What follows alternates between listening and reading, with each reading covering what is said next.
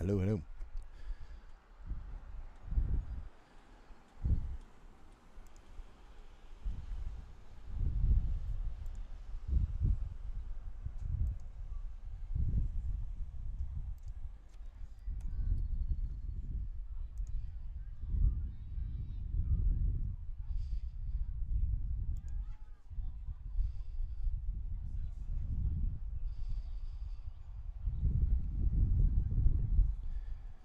Hello again, everyone, and welcome to High Top Sports Network's presentation of WPIAL non-conference varsity baseball.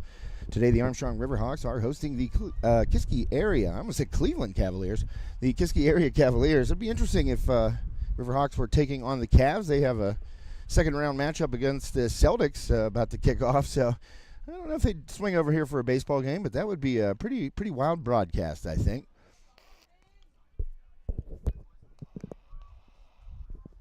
Pardon me, had to get some hydration there. My pipes are a little bit dry.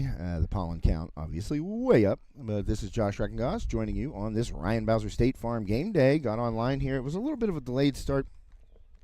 And the Cavaliers went 1-2-3 in the top of the first. So Riverhawks coming up to bat right now.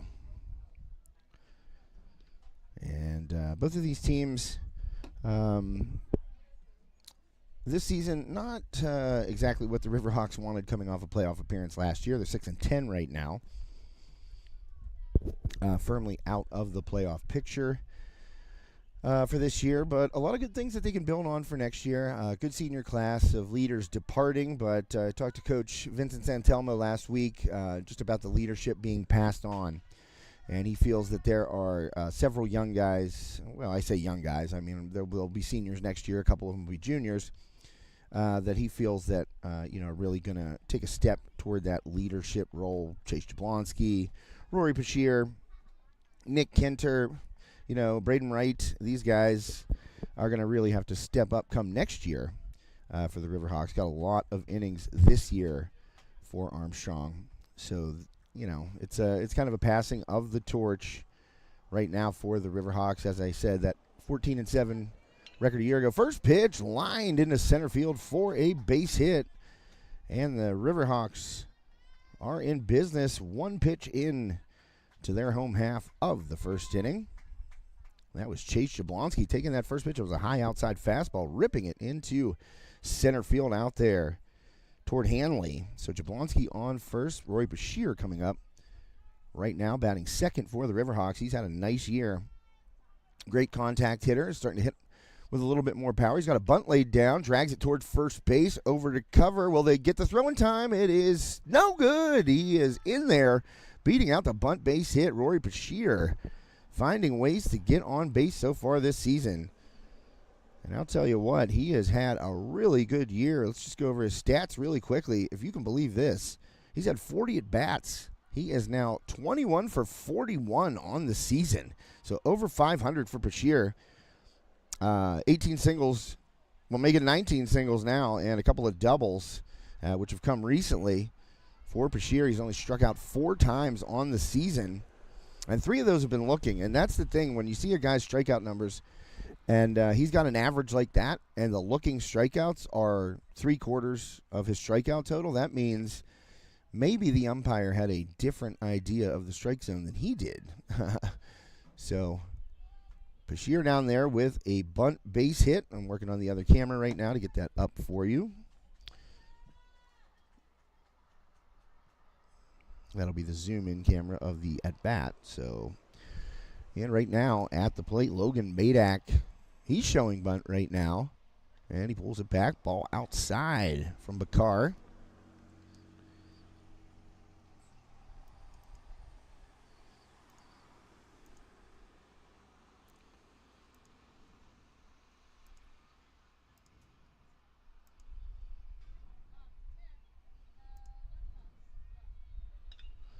And Badak sends one deep left center field. That's in the gap. And the Riverhawks are going to get on the board first. Here comes Jablonski. Bashir being held at third. And Badak in there with an RBI double. Logan Badak cashes in the first run of the game, courtesy of that double to left center field. So Congrats to Logan on a great senior season. He's a heck of a kid. Obviously, if you've watched our broadcasts in the past, you would have seen Logan during basketball season. He did a bunch of Armstrong games for us, so always like to see that young man have success. And Braden Wright sends one deep right center field. That is up and out of here. Braden Wright, a 3-run shot. And it's 4-0 Armstrong. That one to deep right center field. It clears the single row of spectators there right at the right center field fence. And Braden Wright, I mean, he knows when the camera's on. He hits home runs here on High Top Sports Network. I believe that's his 5th on the network over the past 2 seasons. So Braden Wright, a 3-run bomb after the RBI double by Badak. And the Riverhawks up quickly, 4-0 right now on the Cavaliers. Bakar, rough welcome here to the Hawks nest as Armstrong able to jump on him. And I'll tell you what, Jablonski kind of set the tone there in his at-bat. You know, took that first pitch. It was the, fastball out over the plate, and he ripped it into center field. And then Bashir came up, showed bunt, laid it down, dragged it nicely up the right field line. And he was able to beat out the throw as Bakar came over to try to cover that bunt. He beat out the throw, so that gave us runners at first and second with nobody out. And then Badak ripping a hard-hit double into the left center field gap. That plated Jablonski with the game's first run. And then Braden Wright did not wait long, took a hanging curveball and sent it out of right center field, clearing the scoreboard there and giving the Riverhawks a 4-0 lead quickly here in the first. Still nobody out. And Bakar, he's ripped again. That ball right at the left fielder. Boy, that was hit hard by Mason Schreckengoss. So Bakar leaving those pitches up in the zone, and obviously you saw what Wright did with it. It was dangerous to leave those pitches up in the zone because these guys can hit. So I'm just working on this other camera for you. Get that up here in a sec. I'm going to have to do a little something. And that is the first out finally for the Cavaliers. 4-0. Riverhawks up. Nick Kinter at the plate right now. First pitch by Bakar is fouled away for a strike. Second pitch incoming. Fastball down on the, oh man, that was close to the knees, but a little bit low, says the umpire. Ball 1.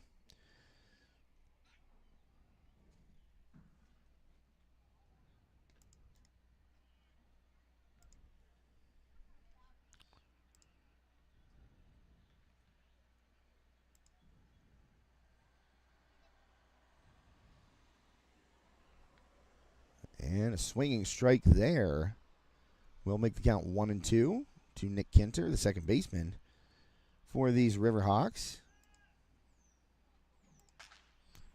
And if you hear gunshots behind me, don't worry. I'm not in the line of fire. That is actually just the track meet going on behind me. So don't worry, I'm good. I'm good over here. I'm good.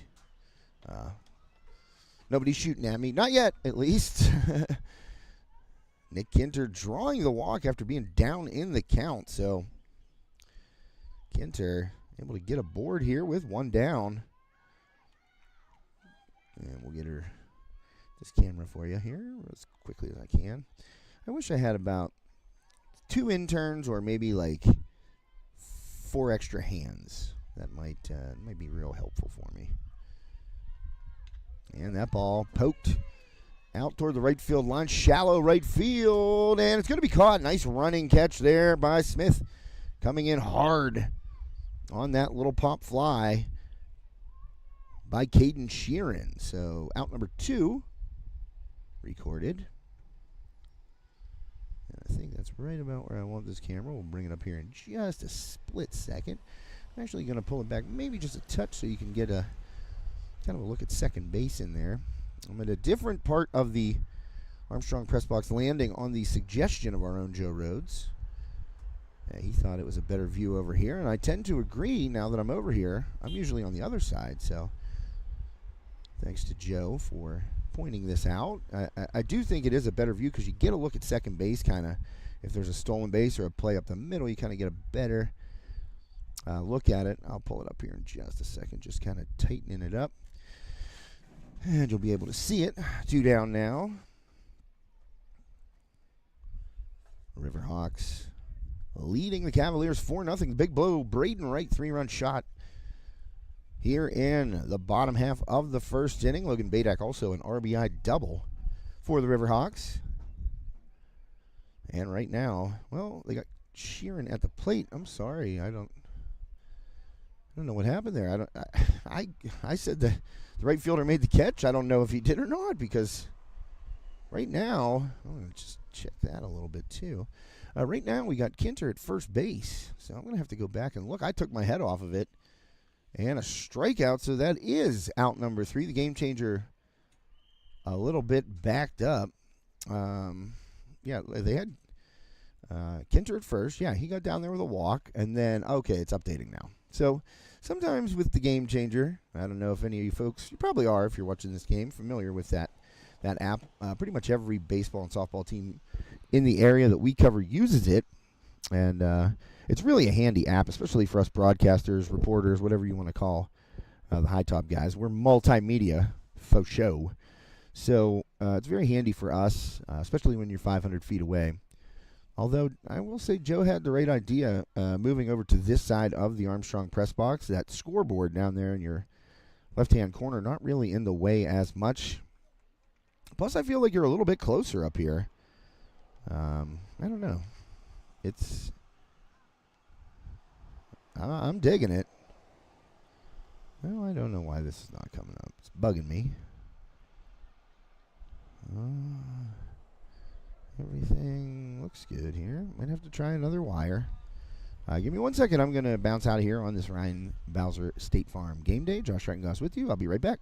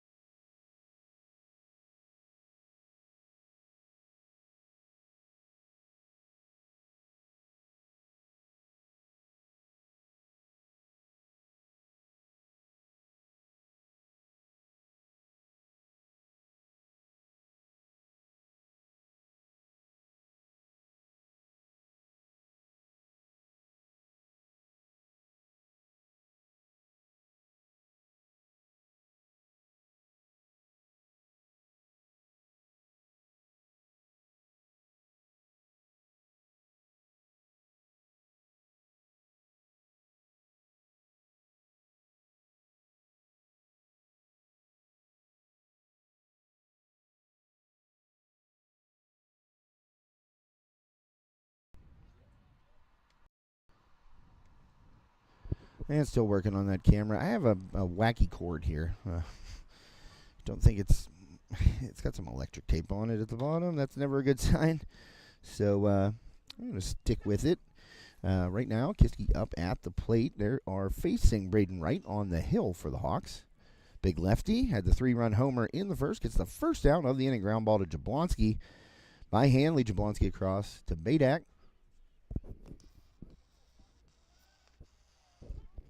That was out number 1 for the Riverhawks here.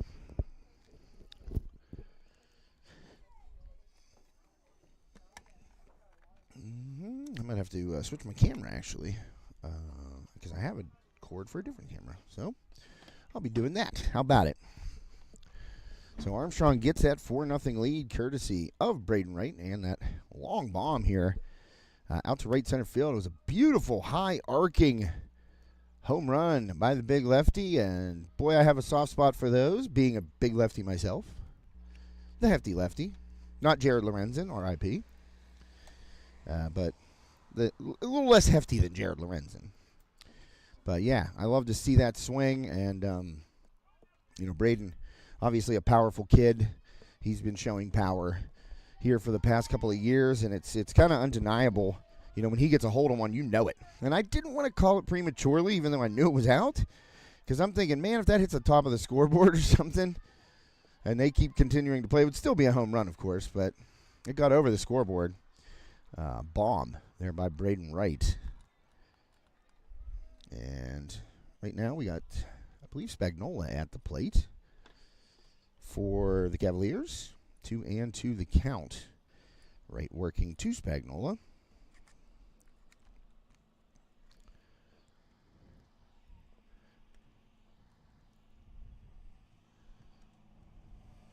And here is the 2-2 pitch. Oh, he hit him with it. Oh, man. Hit batsman there by Wright. Not what he wanted to do. I mean, he was cruising right along so far in this game. And the last thing you want to do is put a guy on base for free. A miscue there by Wright on that hit batsman.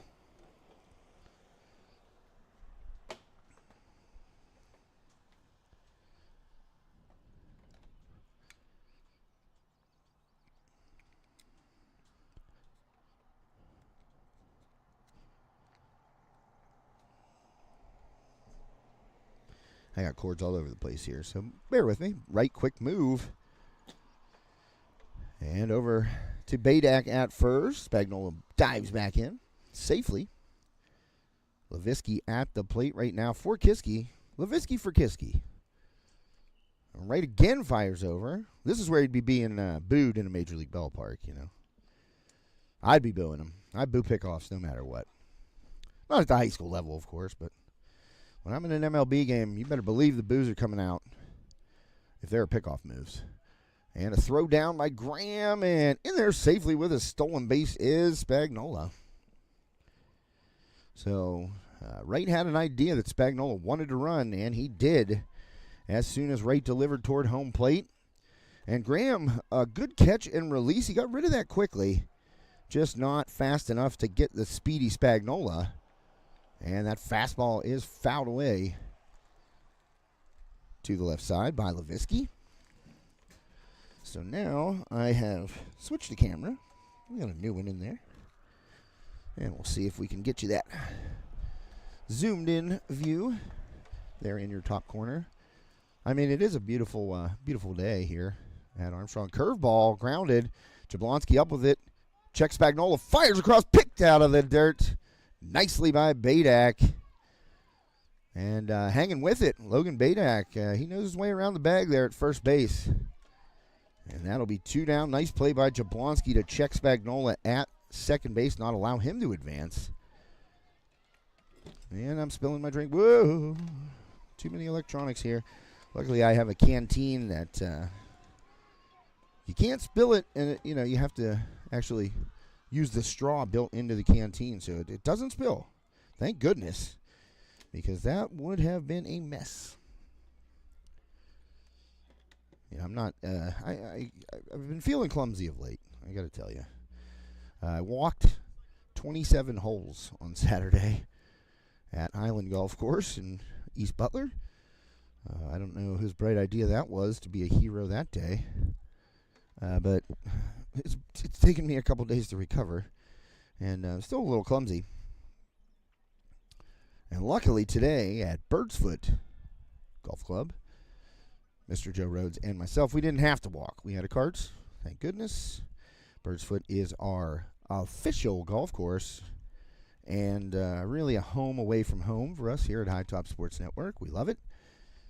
It's a great place to take our sponsors for a round, take our young student-athlete employees, and also, our regular non-student-athlete employees. They, we like to, we did a few things last year with some student-athletes, kind of some ride-along type interview stuff that sadly perished in the Great Fire of 2023.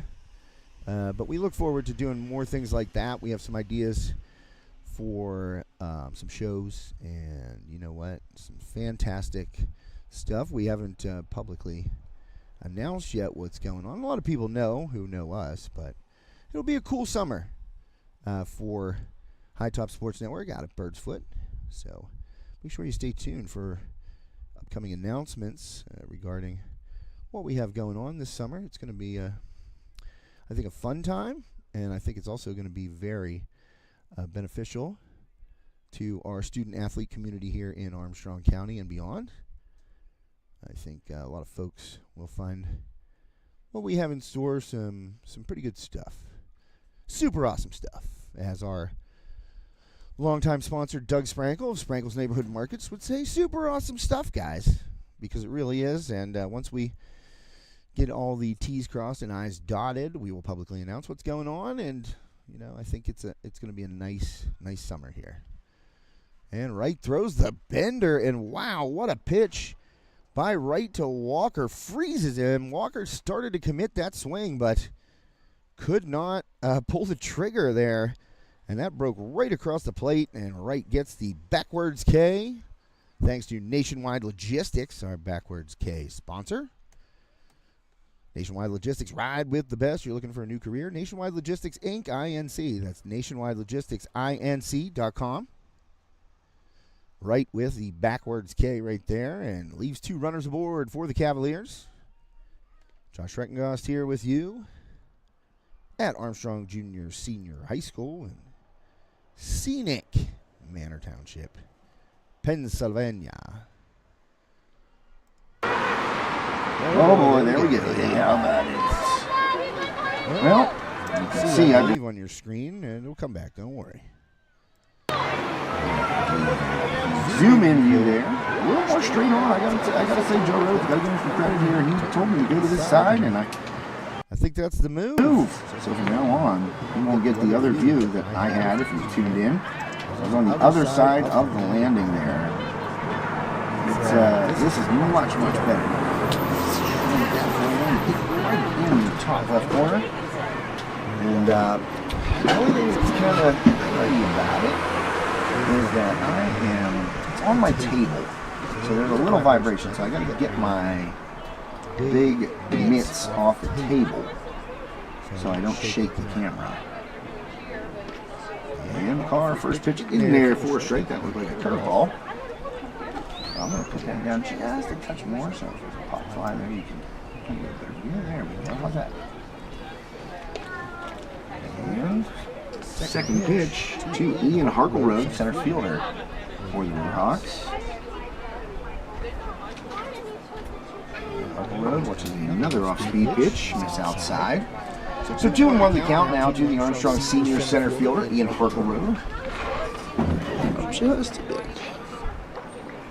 And Carr gets one past Harkleroad. Now we have a 2-2 count. Just a bit. That's the full zoom, I guess. Just touch it up. Ooh, oh boy. Sorry about that. As I said, feeling clumsy of late. Whoa. Oh my. Apologies, folks. I'm trying to do 8 things at once. Not easy. And Harkleroad will draw the walk. You saw that. Ball 4 there from the car into Harkleroad.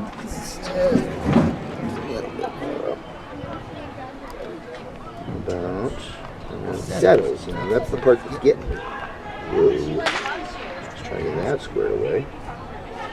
Oh man, sorry. You're probably getting a headache trying to watch that.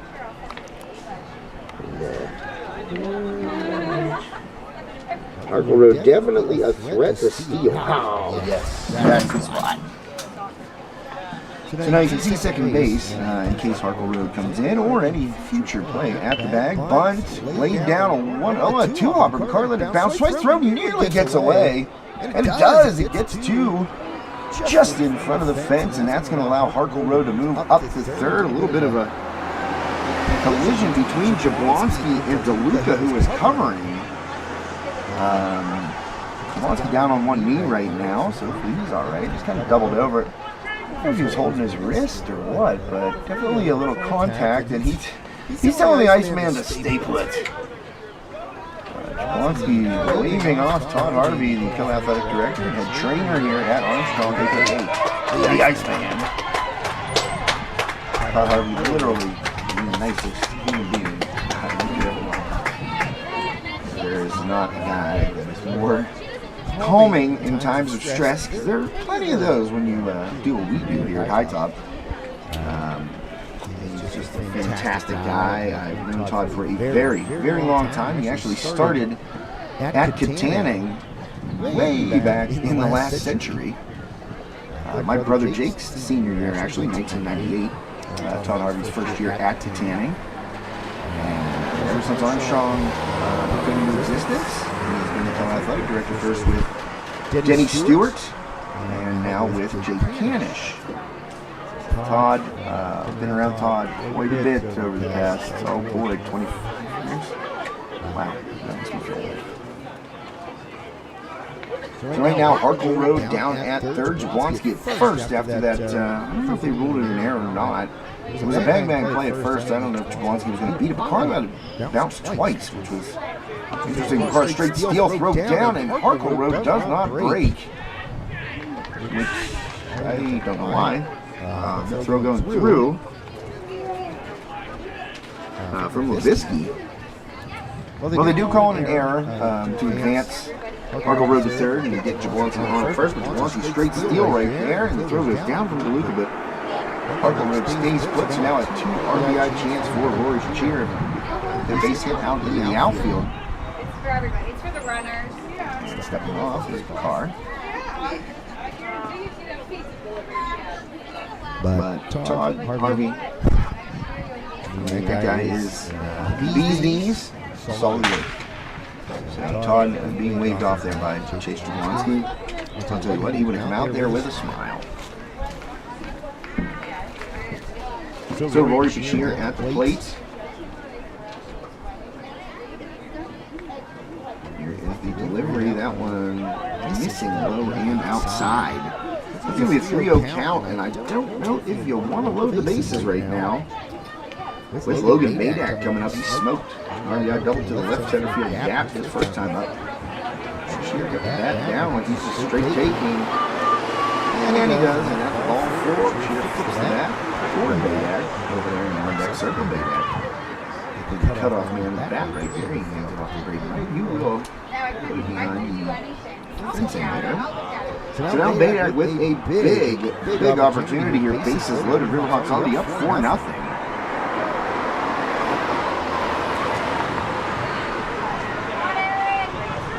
In a jam once more. Let's see how he chooses to work to Badak. First pitch, fastball high, missing.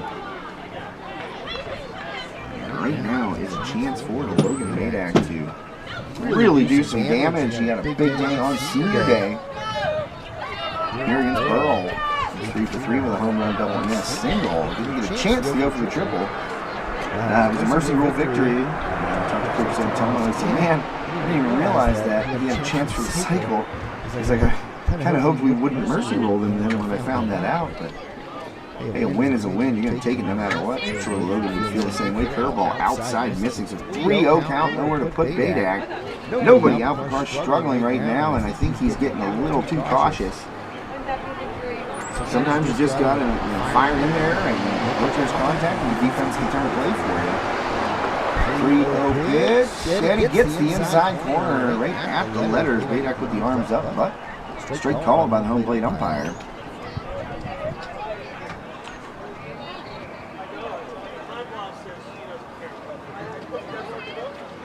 One pitch from the stretch. Picard delivers. Badak patient at the plate.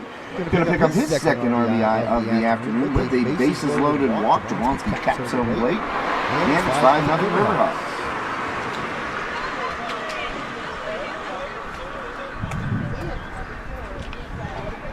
So right now, oh boy, I don't know how you pitch to him right here.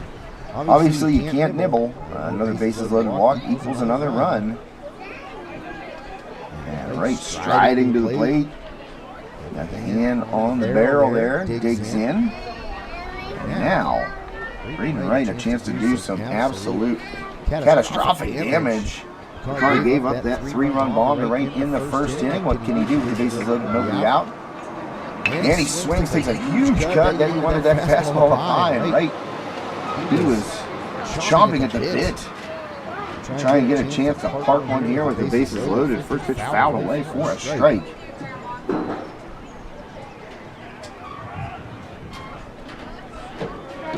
Now, Carr, 0-1 count.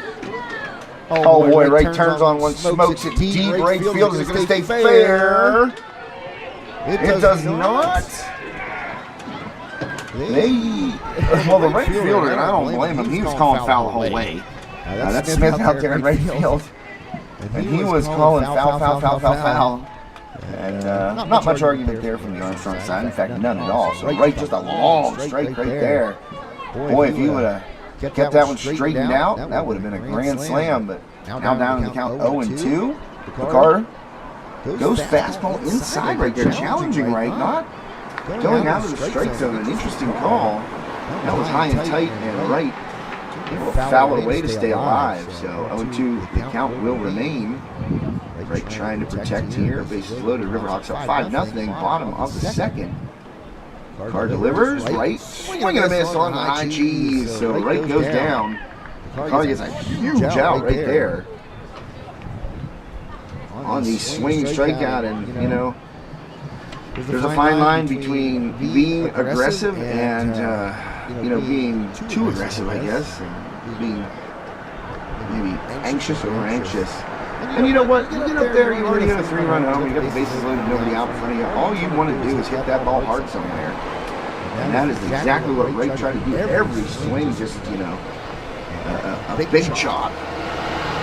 Pitch up to the high heat from the car right there, so that will be an out on the swinging strikeout. Mason Treckendost hit the ball hard his first time up, but right at the left fielder. Treckendost fouls that one back. That pitch looked out of the strike zone as well a little bit. I don't know. Maybe it wasn't, but Treckendost a good hitter as well. And as I said, he brought out there to Rupert in the field. Rupert barely had to move, and Treckendost swing and miss at the high heat. So maybe the Cars found something here. You know, when you think about high school, they don't get loosened up like the pros do. Sometimes you have to get out there and throw to actually get game loose. And it looks like the Cars got a little more jump on his fastball this inning than he had in the first. And that one sails on him. That's out of the strike zone. But it really is, I mean, everybody, it's tough. Everybody puts context of pro sports into every game they watch. And this is high school varsity baseball. These guys are not getting 60 pitches in the bullpen, ramping their way up to get ready to go out and throw at game speed with game intensity. First call, 200. They have a catcher in there, they have a pitching coach in there, they have a trainer in there to rub the arm if need be, and that ball hit up the middle, a diving attempt by Spagnola, gets over his glove, and a base hit will bring in a run for the Riverhawks. Mason Treckendost on the ice single up the middle, and that'll make it 6-0 Armstrong. To finish my original point right there, you know, you see it a lot in high school baseball where guys, I mean, honestly, you just don't get the full complement of resources to work out and work yourself up to that level, you know, as you do in you know, even college baseball, even Division III college. So sometimes you'll get a guy like Carr who, I mean, he obviously was leaving pitches up in the zone, but you know, that extra 3-4 miles an hour on his fastball makes such a huge difference in high school baseball. You saw it right there, swinging and missing at a high fastball to go down and with a strikeout. And now that makes that off-speed pitch looks like a curveball. And he hung that one right there. He's lucky Nick Kinner didn't jump all over that. Because Carr left that one up in the zone. Right about the letter high.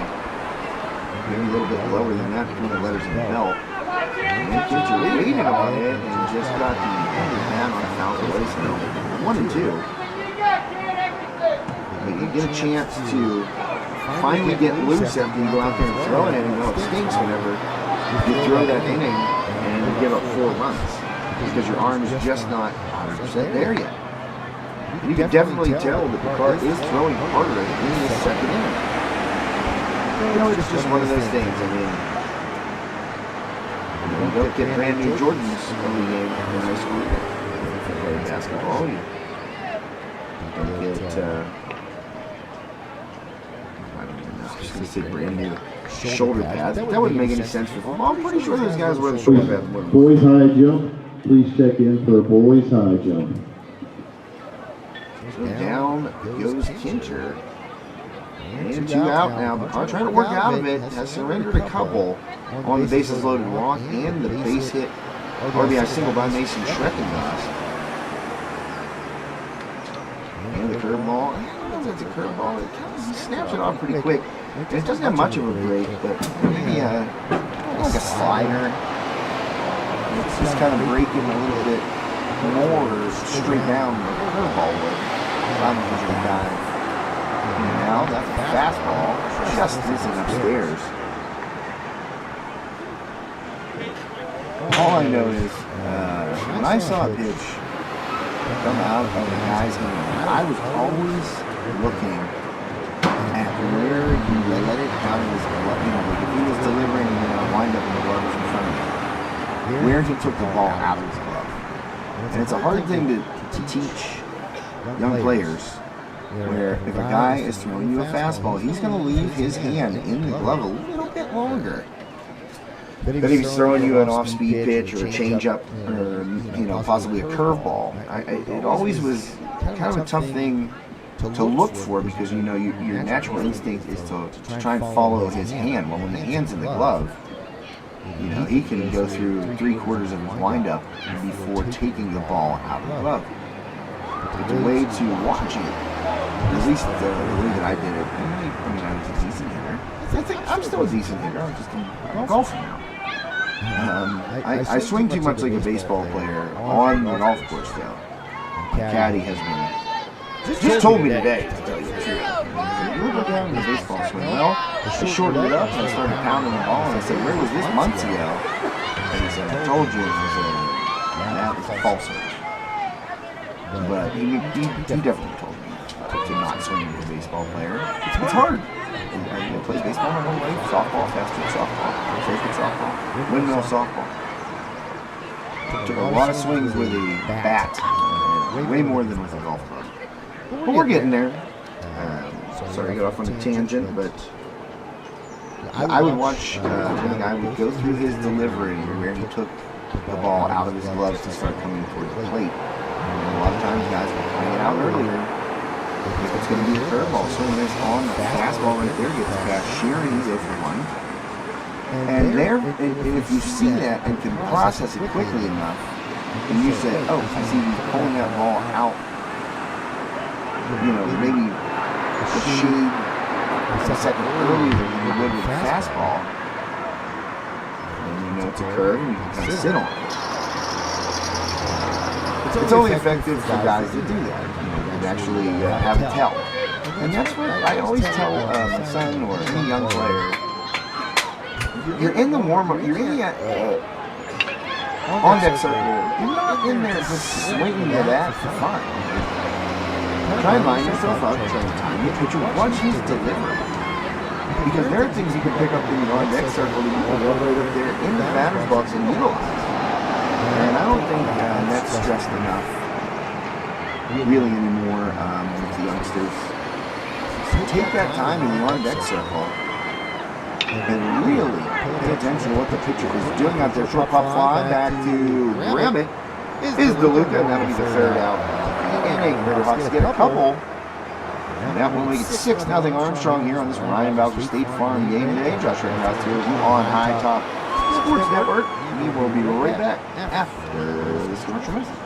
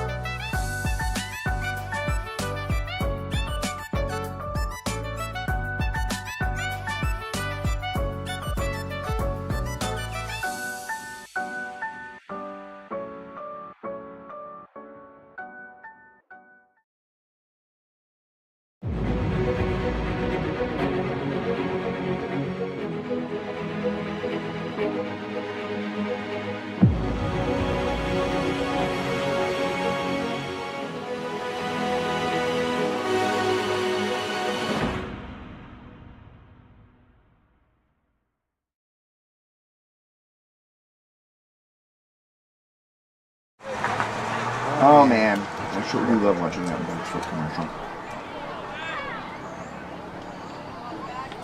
And made a rookie announcer mistake there. Just put a whole pack of gushers in my mouth during that commercial break. So apologies if you hear me chew. I'll try and keep it out of the mic, but you know, you've never seen us in person at a game. And there's a lot of moving parts. And wow, they're stuck in my teeth. And the roof of my mouth. It's going to make talking very difficult. And right starts the third inning here.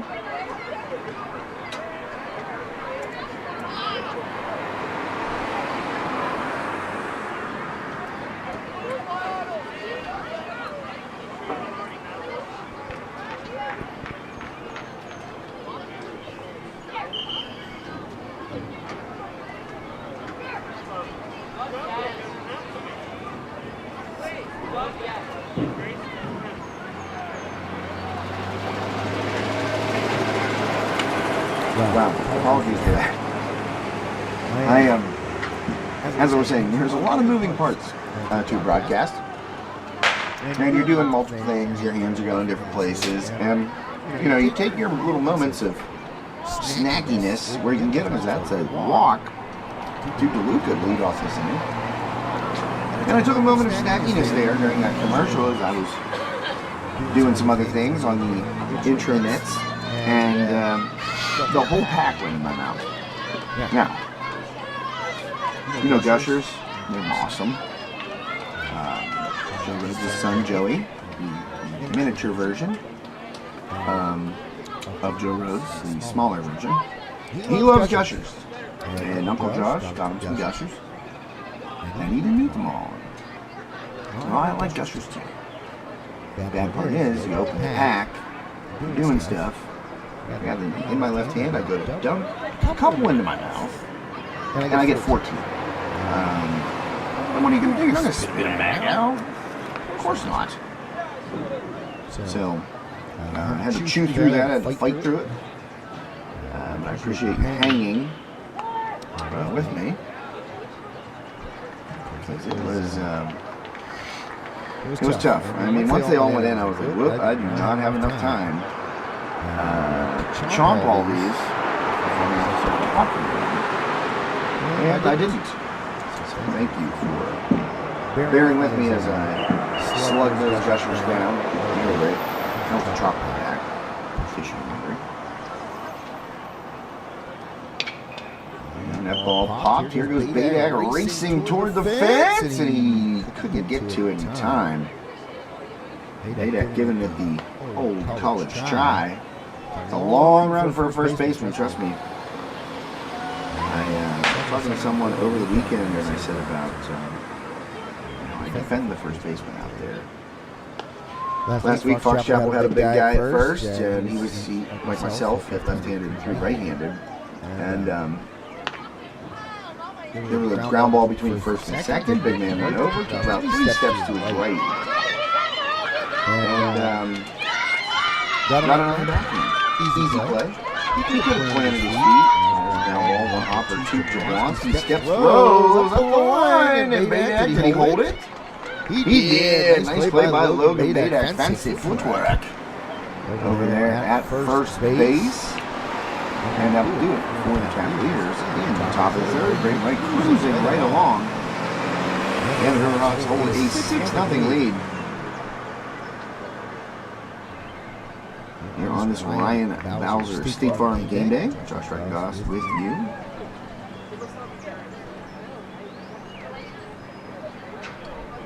What was I saying about?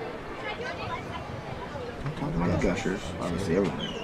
Not worrying about that. Oh, I was talking about the big man from Fox Chapel. So, big man ranges over, makes a stab on the backhand. Not a hard play. Now, here's the deal. When you're a first baseman, you can plant your feet and accelerate and run to the bag and tag it before the runner gets up the line. You could. Or you could do what my man did and what I've done lots of times. You can't just wait. Your pitcher is supposed to be there covering any ground ball to your right. Your pitcher is supposed to break off that mound and come over to cover first. Well, the big man waited, and the pitcher was a little late breaking, so he started to kind of half and half it on the way back, and the pitcher got over there and he gave a one-hand toss. And what that does is it saves your first baseman valuable steps. And I said on the broadcast, it wasn't intentional. It's not an intentional thing. As a first baseman, I've logged many innings at that position. It's not intentional. I'm not trying to make the pitcher run over there. But listen, everybody has a job to do on a play. And we live in a society with rules. And if you don't follow those rules, society breaks down. So your pitcher, he needs to know. Yes, he's the most important guy on the field. He's touching the ball. He's making the throws. He's got to do the work, but he also has a responsibility in the field, and I love to remind my pitchers of that. If I got to play similar to what the Fox Chapel first baseman got, I'm just stand there, play the feet, and be like, hey, can you get over there? And of course, they would look at me and, and they'd have to book it over, and I'd give them a nice underhand toss, lead them, of course, a little bit. You don't want to throw it behind. And inevitably, I can only think of a couple times where the play ended up being, fumbled or going awry, and it wasn't my fault. The pitchers would be out there make sure, get over to that bag, your first baseman. Thank you later.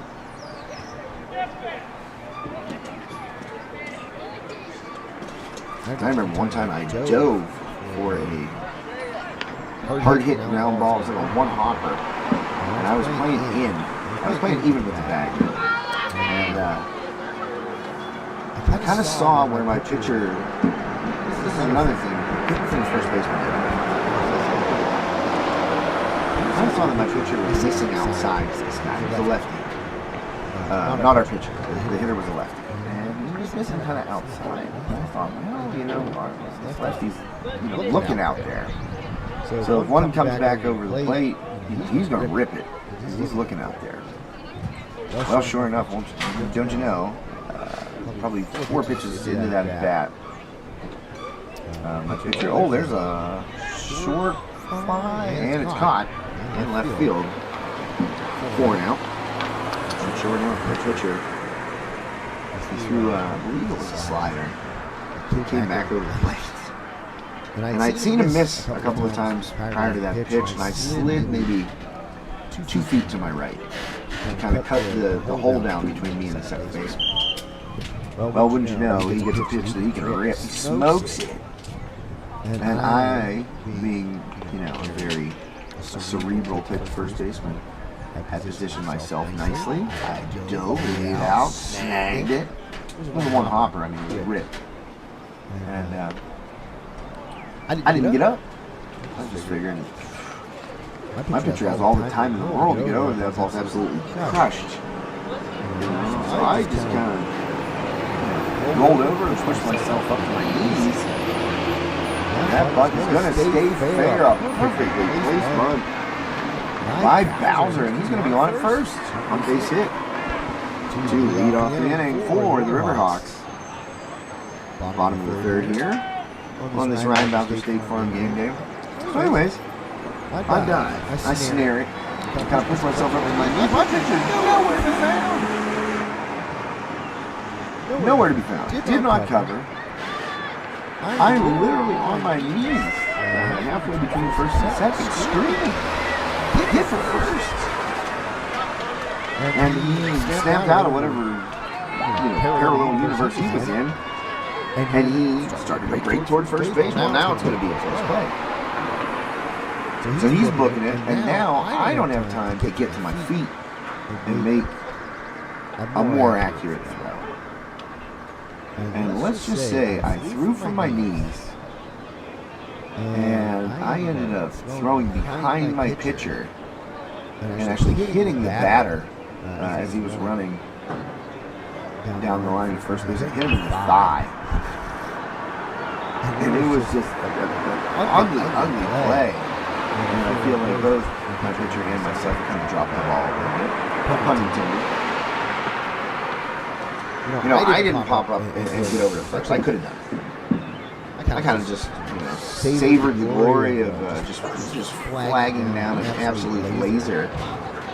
And I'm talking like I didn't have time to take a step back. I'm talking like I saw the ball where it was hit, threw my body that way, and I got lucky. The hop came up. If it would have stayed down, I might have eaten it in my teeth, but it didn't. And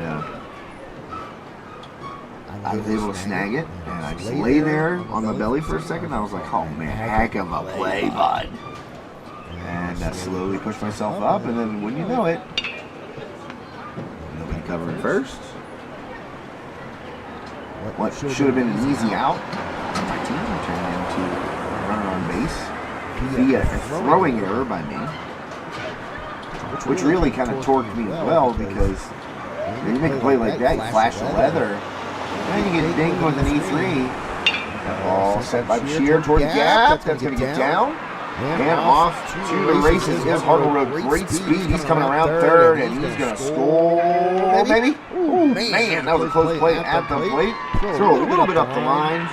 And Hartle Road races around from first base on the RBI double by Rory Bashir, 7-0 Armstrong. And I'll tell you what, Hartle Road, he kind of turned on the Jets the last 120 feet. Got in there. I don't think the car was back. Oh, excuse me. We have Hamden now pitching. Sorry about that. It's Mr. Hand. Not from the South Park show. Actually, his last name is Ham.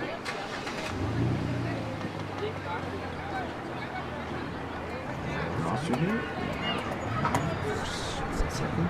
First name of the young man on the mound. Replacing. So we started pitcher for Carr.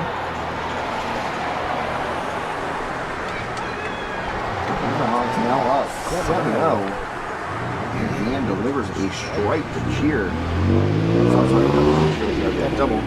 Obviously, Logan Badak got the plate on Bashir on that right-handed, Josh.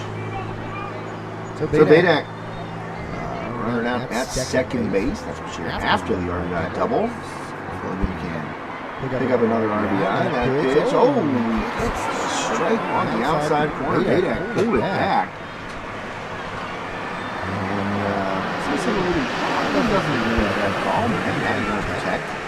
Down in the count, 0-2, and to deliver.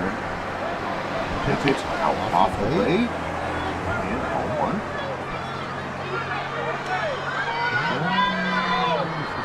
Oh, there it is.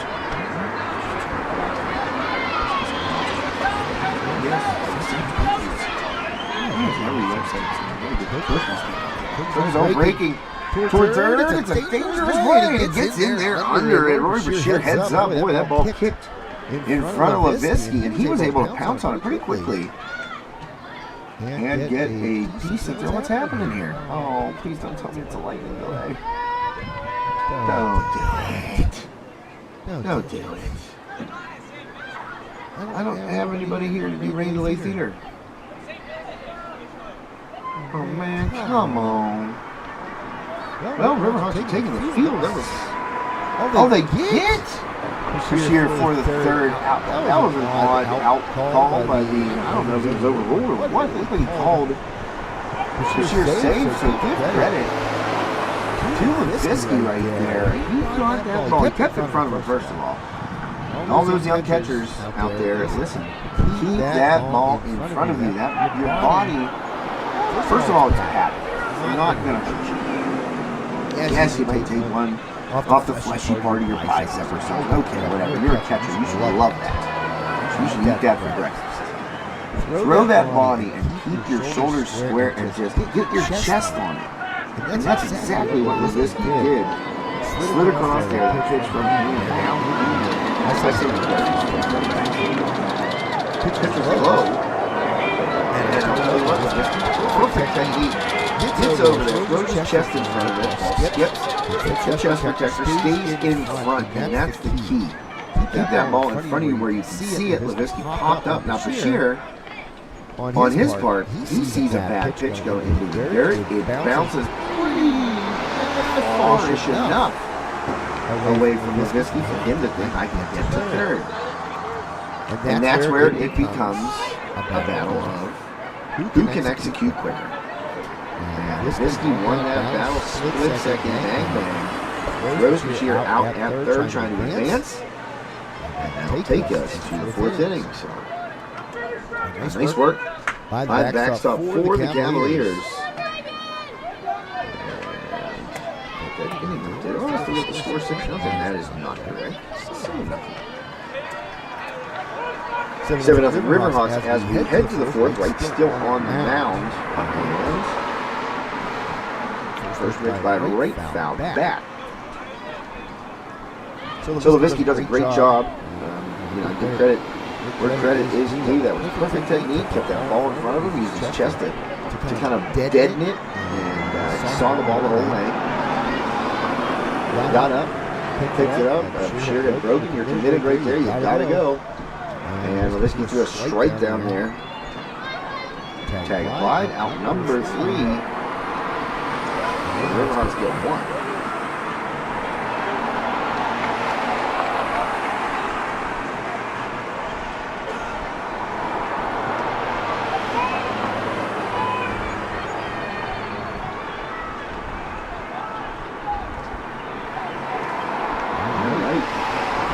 Fastball right there gets Fritz to swing through it.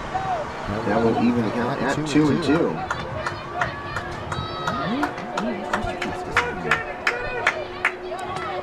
I have a mouse connected and oh boy, right? Got him. Oh, another hit batsman by Great Knight. And again, you're trying to snap off, looked like a curveball, something, with break to it. And bounces in the dirt.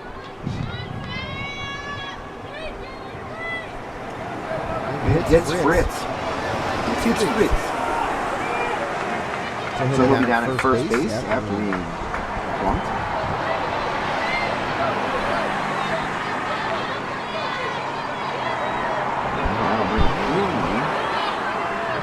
First pitch. Right to Hanley. Ripped and making the catch from coming down oddly though. Boy, oh boy, that did not look like it felt good. Caden Sheeran. Oh man, he landed on his glove hand. And those line drives, again, if you played the game, you understand. All line drives are created differently. And that one had some dive to it, ripped by Hanley down that left field line. Sheeran saw it the whole way. He didn't have to go far. But boy, did that have some bite to it. It was dying. He hit so hard, the top spin on it, pushing it toward the ground. And Sheeran realized, oh boy, I'm going to have to get dirty here. Laid out, and the way he came down, his glove hand, he made the catch. His glove hand was underneath him. Kind of the body weight went on top of it, but seems to be okay. Nice play out to the left by Sheeran.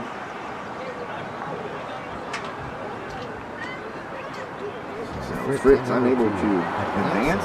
Spagnola lining out there. Apologies, Spagnola late right now. Sorry about that. Hadn't looked at the game changer. I thought it was just it was actually a hand. That hard hit, line drive out to left field. Out over the plate, popped. Michelle center, Hartwell Road in, he grabs it, and Fritz saw it. In time, he had to retreat. 2 away here in the bottom of the fourth. Or excuse me, the top of the fourth. Oh boy. Had extra camera sound there. Apologies for that.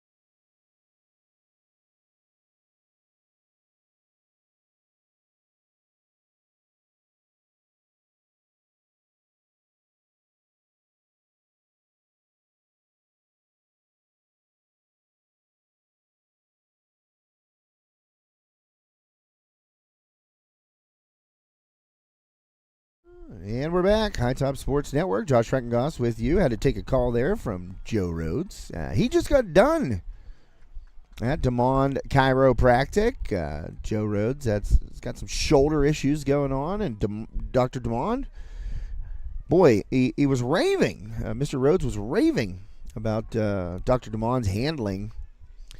And he said his range of motion is greatly improved. And that's something that Dr. DeMond is very committed to doing. He wants you to get well and recover without having to go to the hospital, get surgery, anything like that. Dr. DeMond at DeMond Chiropractic, our player of the game sponsor here on High Top Sports Network for Armstrong Varsity Baseball this season.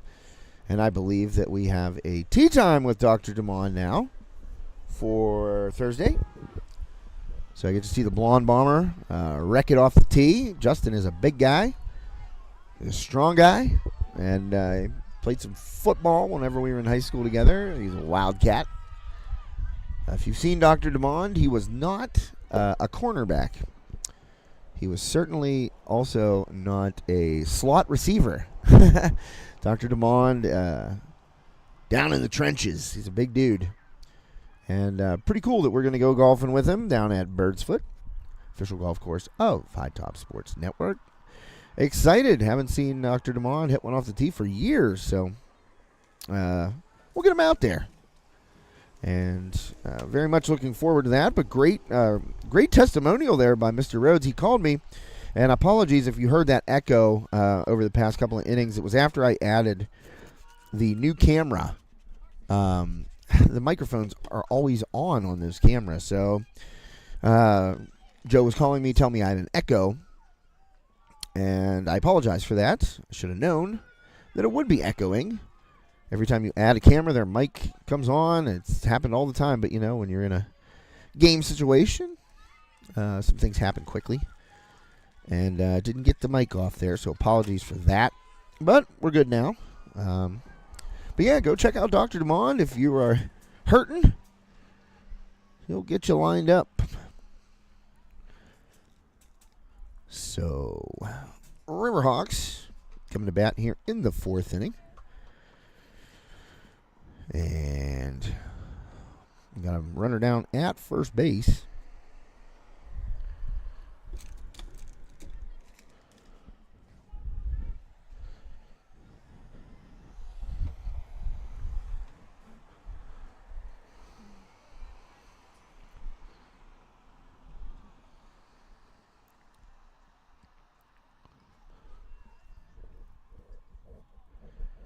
Oh, I lost my game changer there. I got to bring her back up. Bottom of the fourth inning, one down. And Mason Schreckengoss down there at first base.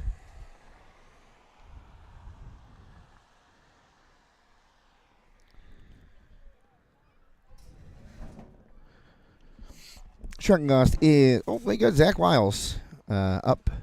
First at bat of the day for Wiles, I believe. Yes, Wiles in to pinch hit for Nick Kinter.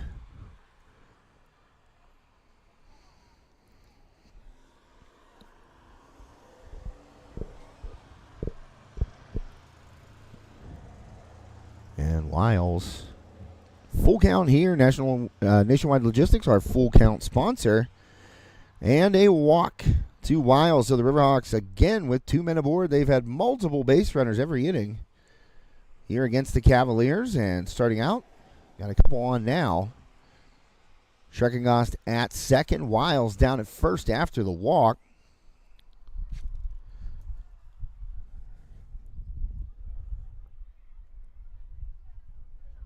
And are we going to get another pinch hitter here? No, Caden Sheeran is listed. So, Coach Santelmo speaking to the home plate umpire.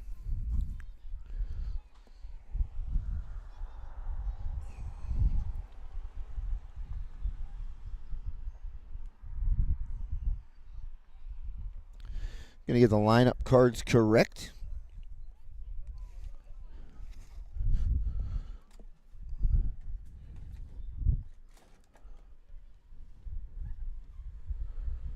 And we'll see what the outcome is after the lineups are finalized here. Coach Santelmo We're trying to get everything sorted out at home plate.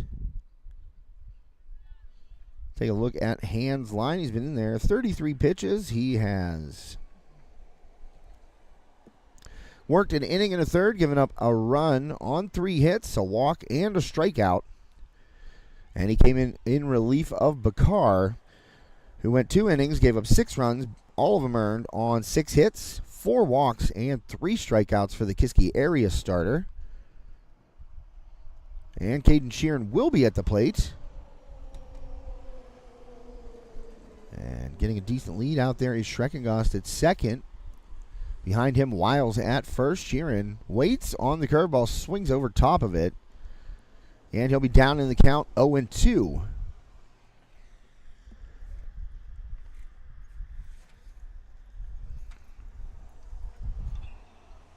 And Sheeran fouls that one away down the left side. Count will remain 0-2.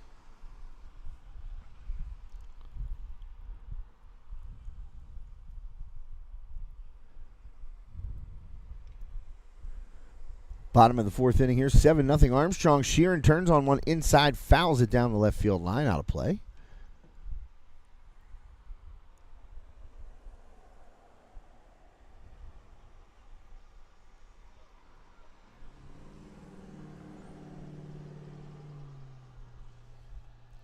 So Hand will deliver once more, 0-2. Sent toward right field, back is Smith.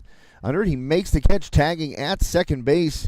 Will be Schreckengost. He dives head first. He's in there safely. The throw from Smith comes into second base. That'll keep the runners split. 2 down now.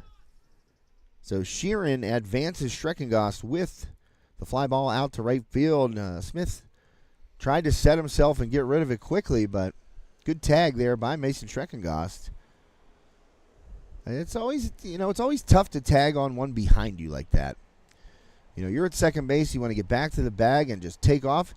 And a lot of young guys, they want to look back over their shoulder. Well, that costs you valuable time. You watch your coach. And when he says go, you go. That'll get you at least a step, maybe a step and a half. You don't want to look back over your shoulder and then try to accelerate. And a straight steal. That throw down is going to short hop in, a stolen base for Zach Wiles. Again, straight steal. Schreckengost never even left the bag at third base, so they're not trying that double steal. I know Coach Santelmo has that in his bag of tricks. He'll use it. But right now, up 7-0. No need to really try those double steals, trying to snatch home plate.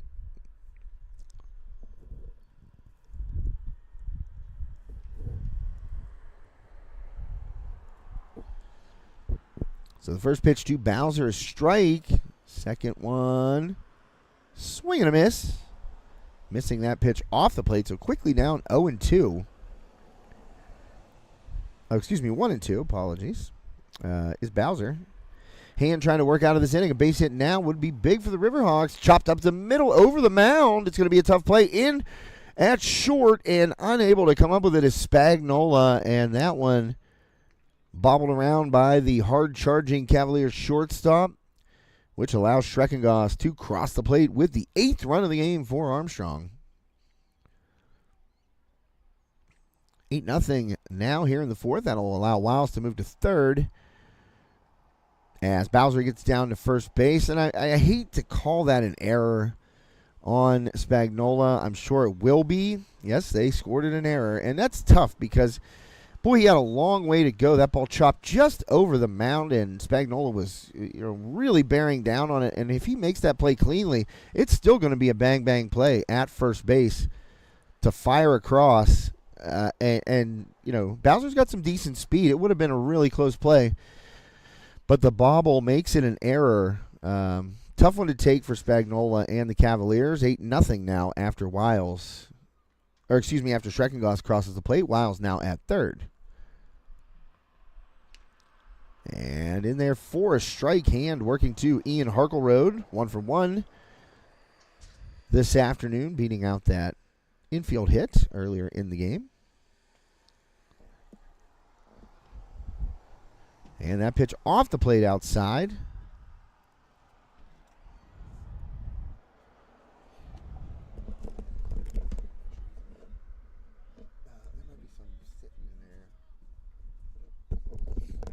And that one high and tight, nearly clips Ian Harkleroad. Hey, you got to wear that, Harkleroad. Put that shoulder out. No, just kidding. That was up high. That was up by the dome, so we got to get out of the way of those.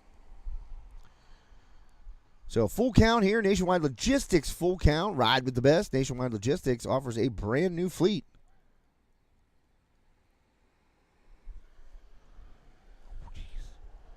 Well, thanks to Jack Boylstein for keeping me honest. Thanks, Jack. Armstrong is winning the game. You're right about that. I had the scores mislabeled. So, Jack, really appreciate you always tuning in, bud. And we'll fix that score for you right now. Yeah, I had I had the Kiski score named Armstrong. Let's rename that so I don't get confused again. Luckily, we got Jack out there, like I said, keeping us honest. So thanks to Jack Boylstein, a loyal viewer, tuning in. And great job, getting me to correct that score. So, folks, if you tuned in and you thought Kiski was winning, they are not. Apologies.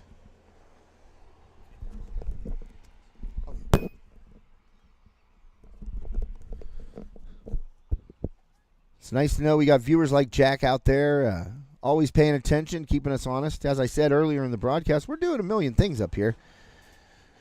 And one of them is obviously getting the score wrong. But we got it correct now. Bottom of the fourth. 8-0 Riverhawks.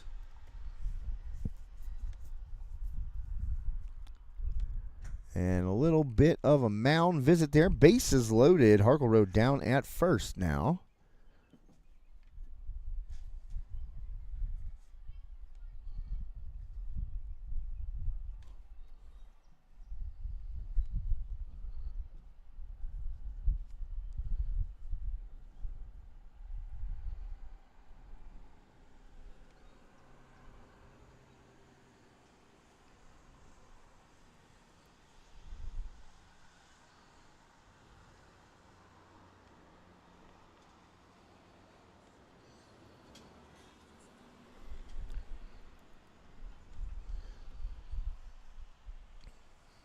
Still on the mound is Hand, pinch hitter for the Riverhawks. Carson Delano up with the bases juiced.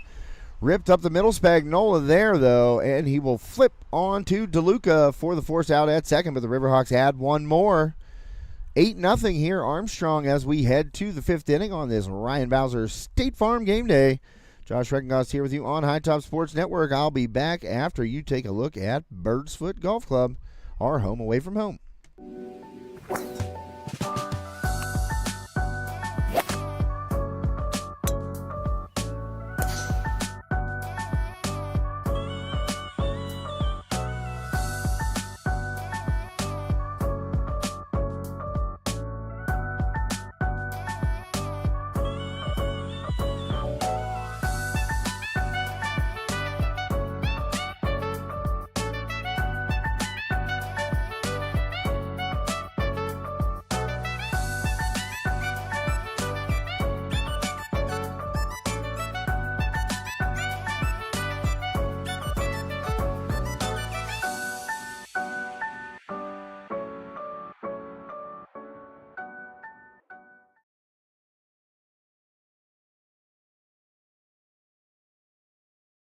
Armstrong Indoor Athletics, located at 132 South Grand Street Avenue in downtown Katanning, offers a state-of-the-art training facility and top-tier instruction by experienced coaches to help turn your youngster into the best baseball or softball player they can be. Batting cage and bullpen lane rentals are available for 30 to 60-minute sessions, and you can also sign your baseball or softball player up for private hitting, pitching, fielding, and catching instruction with our knowledgeable staff.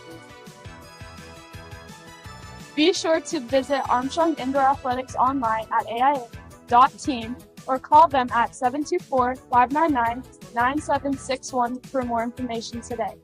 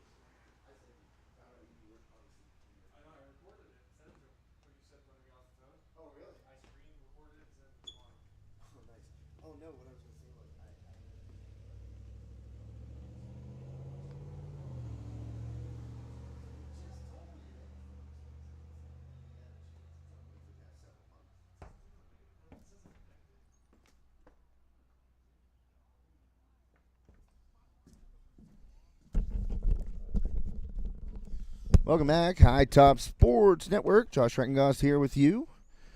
Just threw on some BioFreeze on my left elbow, courtesy of Dr. DeMond. Joe Rhodes stopping up to the Bugsy's Pizza and Wings press box here at Armstrong Stadium across the way from the baseball field. And Dr. DeMond had the BioFreeze down there. My elbow's been giving me some issues. Taking a lot of swings out there on the golf course. Incorrectly swinging. So that's probably why my elbow hurts. But Dr. DeMond, Joe was just down there getting that shoulder worked on, raving about Dr. DeMond's handling. Said the range of motion is, well back, feels good. Said might be a little. Dr. DeMond said you might be a little sore in the morning, but right now Joe's ready to go play 36, folks. So, but Dr. DeMond had the BioFreeze down there, and I'll tell you what, that stuff is great if you've got some aches and pains. And Dr. DeMond will get you fixed up. He'll do the cracking and the popping and the lining up, and you'll have great products there like BioFreeze to help you through those aches and pains. So thanks to Dr. Justin DeMond, our player of the game sponsor here for Armstrong Baseball, was last year as well. Dr. DeMond, a loyal sponsor of High Top Sports Network, and looking forward to hitting the tee box with him. So after 4 innings, Braden Wright will exit, and on the mound, Jacob Bowser now for Armstrong.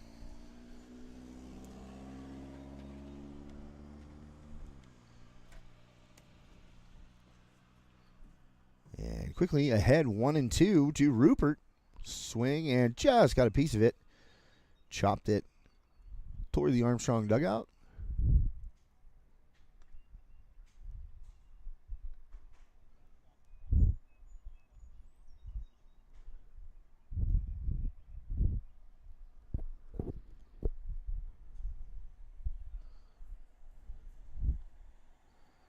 And Bowser inducing a ground ball. Over there is Wagaman at third. Fires across, and Logan Badak with another pick. That one, I think, got it to the glove. He didn't have to snatch it off the field turf. Wagaman, a long throw across there.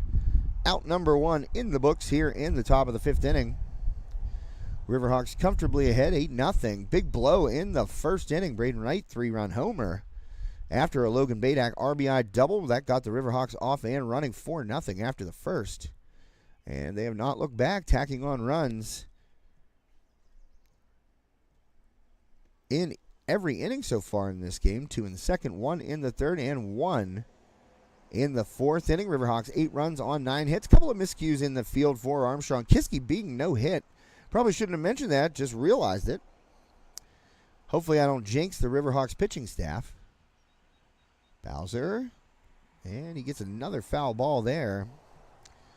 So Bowser with some good placement on his inside pitches, low and inside. Those Kiski batters having trouble making solid contact. And Walker fouls that one softly toward the Riverhawks dugout. Bowser delivers curveball just off the plate. That'll make it 2-1. Walker 0 for 1 this afternoon.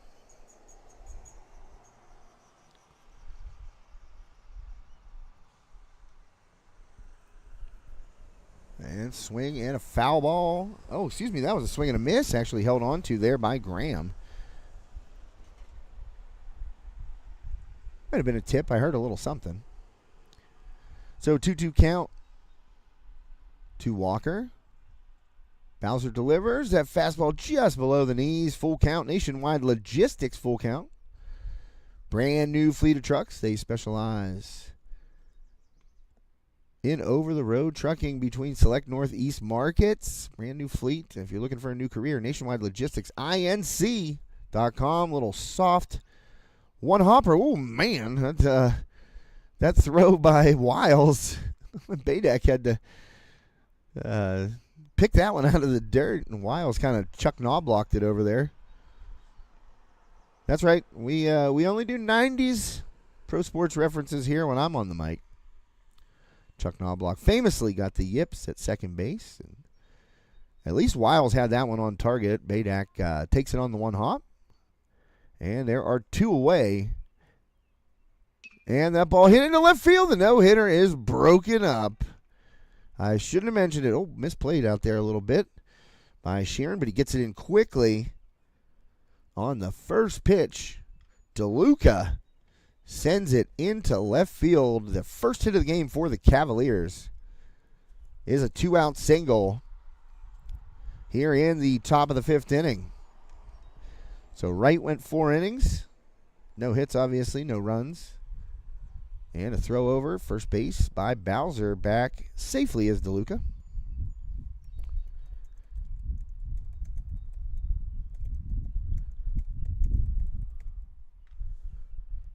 Bowser, the pitch to Smith, off and running as DeLuca. Graham comes up firing. The throw.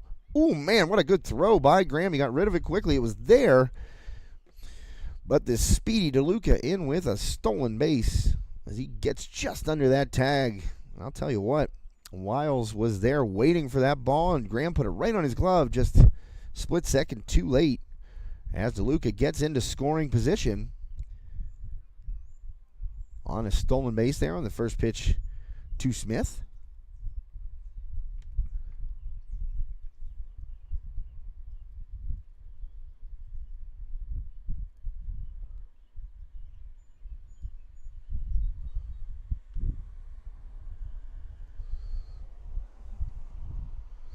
Well, I tell you, whenever I try and look something up on Max Preps, I could do without the videos, just the autoplay videos. How about no? Can I somehow close it? Or mute it or something? It's quite annoying. Not a fan of that, Max Preps. That was John DeLuca down there to steal second base to get into scoring position. Now 3-0 count. Smith ahead in the count. Bowser, that one's low. Ball 4, 4-pitch walk. So Cavaliers at first and second base. 2 down in top of the 5th inning here at Armstrong Junior Senior High School, high atop the hill in Manor Township, Pennsylvania. Split the difference between Katanning and Ford City and build a new high school up here. That's what they should have done in 1990, but, 25 years later, they got it right.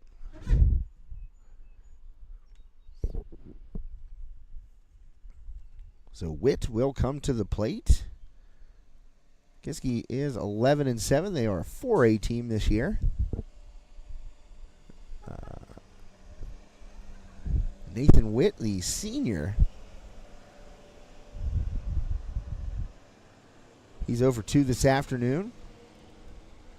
And Bowser falls behind after a first pitch ball. And that one gets the corner.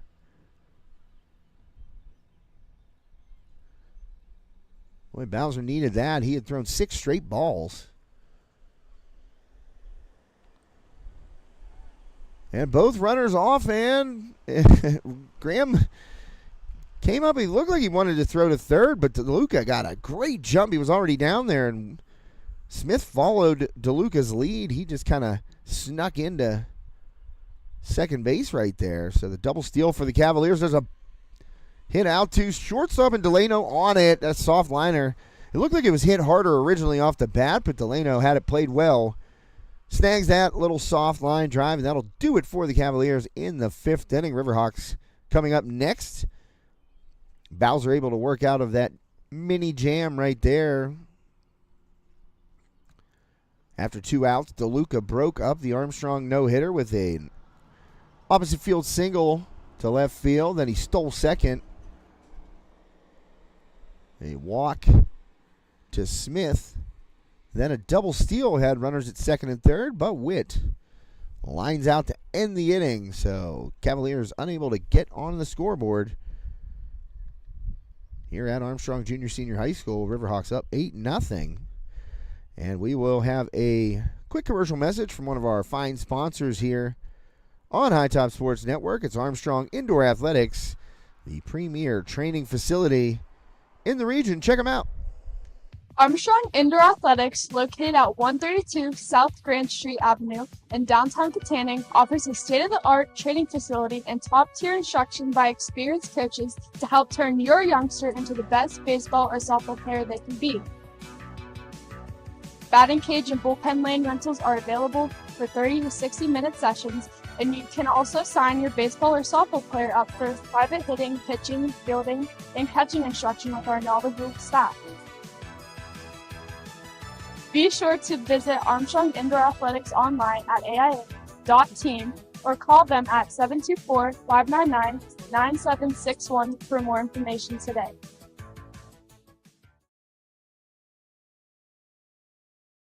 Armstrong Indoor Athletics, located at 132.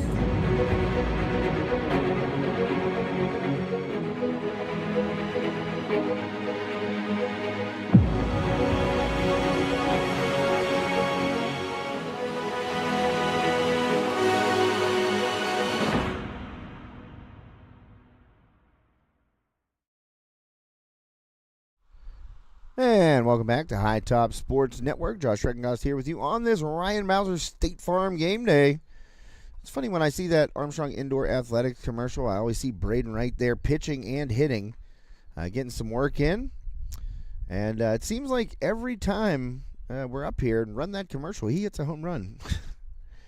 I think we've seen him hit a home run here 5 times on the network over the past 2 years. And he hit another one today. High, long fly ball to right center, cleared the scoreboard, landed about 25 feet behind the right center field fence. A 3-run shot in the first, and Riverhawks have been comfortably ahead ever since. Logan Badak drove in the first run of the game with an RBI double that set up right with 2 aboard, and he did not miss. Pitch by Austin Bakar, sent deep by Braden Wright, so Riverhawks have been able to tack on a few more in the innings following that 4-run first. And that is the correct score at the bottom of your screen. 8-0 Armstrong. And a swing and a miss. High fastball to Pershier. Boy, you don't see Rory do that. Go out of the zone and chase one like that. He was 2 for 2 coming into that at bat. As I said, over 500 on the year. He was hitting .510 coming into this game and had a couple of hits in his first 2 at bats, and then chasing a high fastball by Hanley. And Badak rips one. Nice play by Spagnola. It's short. Oh, man. You can't hit it any harder than Badak did, and he's looking at the sky and frustration. Man, he hit that on the screws, but Spagnola right there with the quick glove. Right up the middle, just basically, had enough time to get that glove over there and flash the leather, take a hit away from Badak. So Hanley, 2 quick outs. All he's needed are 6 pitches, and now 2 away with Braden Wright coming to the batter's box. Big cut there. Oh, excuse me, that's Wagaman. He is in. Wagaman, a tall lefty as well, and kind of far away, so I thought it was Braden Wright, but that is actually Ryan Wagaman. Wagaman again swinging a miss. Hanley, 2 good fastballs going right at Wagaman. Let's see if he comes with the heater again here, 0-2. Hanley winds, delivers fastball. He did, but just a little off the plate there. Wagaman will take that pitch for a ball. And 1-2 count. Hanley, oh man, freezes him. The backwards K. Terry Steffi, our backwards K sponsor, Steffi's Country Catering. He'll slick you up. Just search Terry Steffi on Facebook. TERRYSTEFFY, Terry Steffi. And you know what we haven't done today? Let's go check out Terry's page and see if that Sunday takeout menu is up, and I can relay all of the goodies that Terry and his faithful staff Oh, man. If they heard me call them that, they wouldn't like it. We'll be supplying this weekend. We'll check it out here in just a split second. Of course, I have two-factor authentication on my Facebook for some reason, because I really care if somebody gets into that. Oh, yeah, I don't want to update my password. Come on. All right, we'll search Terry, as I just said, Terry Steffy. And you go to his page, and let's see if he has posted the menu. Probably not. It's only Monday, but let's check it out. See what I can give you. Well, this is what he had this past week, okay? Give you an idea. Terry's been going a little crazy here this spring, and I can't say I'm disappointed. But this is what they had extra for yesterday. They had 3 2-pound fresh fruit salads, 1 pan of noodles and gravy, 6 split fryers, 3 chili dog sauces, 6 cabbage rolls, 2 pounds of chicken Alfredo, half a pan of lasagna, 4 meat turnovers, 5 pounds of pulled pork, 8 chicken croissant sandwiches, 2 pans of German chocolate. Oh, man, I wish I would have gotten that. Oh, Joe Rhodes beside me here in the Bugsy's Pizza and Wings press box. He said, stop, I'm getting hungry. And this was just the extra that he had left over on Sunday. Oh, man. A pan of German chocolate cake. Dang it, Terry. That's where you reach out and call me, bud. But that is just a heck of a menu, so I'm going to see what day he posted it last week, and it looked like he posted it on Thursday. So you want to check it out. Wednesday or Thursday is usually when Terry puts up the menu for the Sunday takeout. And this past week, there were Swiss steak, mashed potatoes, noodles, and gravy. Also had the barbecue split fryers, Swedish meatballs, pans of lasagna, chicken salad croissant sandwiches, corned beef and cabbage, stuffing balls, pans of chicken Alfredo, chili dog sauce, that strawberry cake, and the German chocolate cake. Oh, man. I can't believe I missed that. Well, like I said, make sure you check Terry Steffy's page on Facebook around Wednesday and Thursday. And there goes the Bugsy's Pizza and Wings. I guess you'd call it truck. That one sent deep and out of here. A leadoff home run. And the Cavaliers are on the board. Wow, that ball was poked. Deep solo shot by Fritz. And it is now 8-1.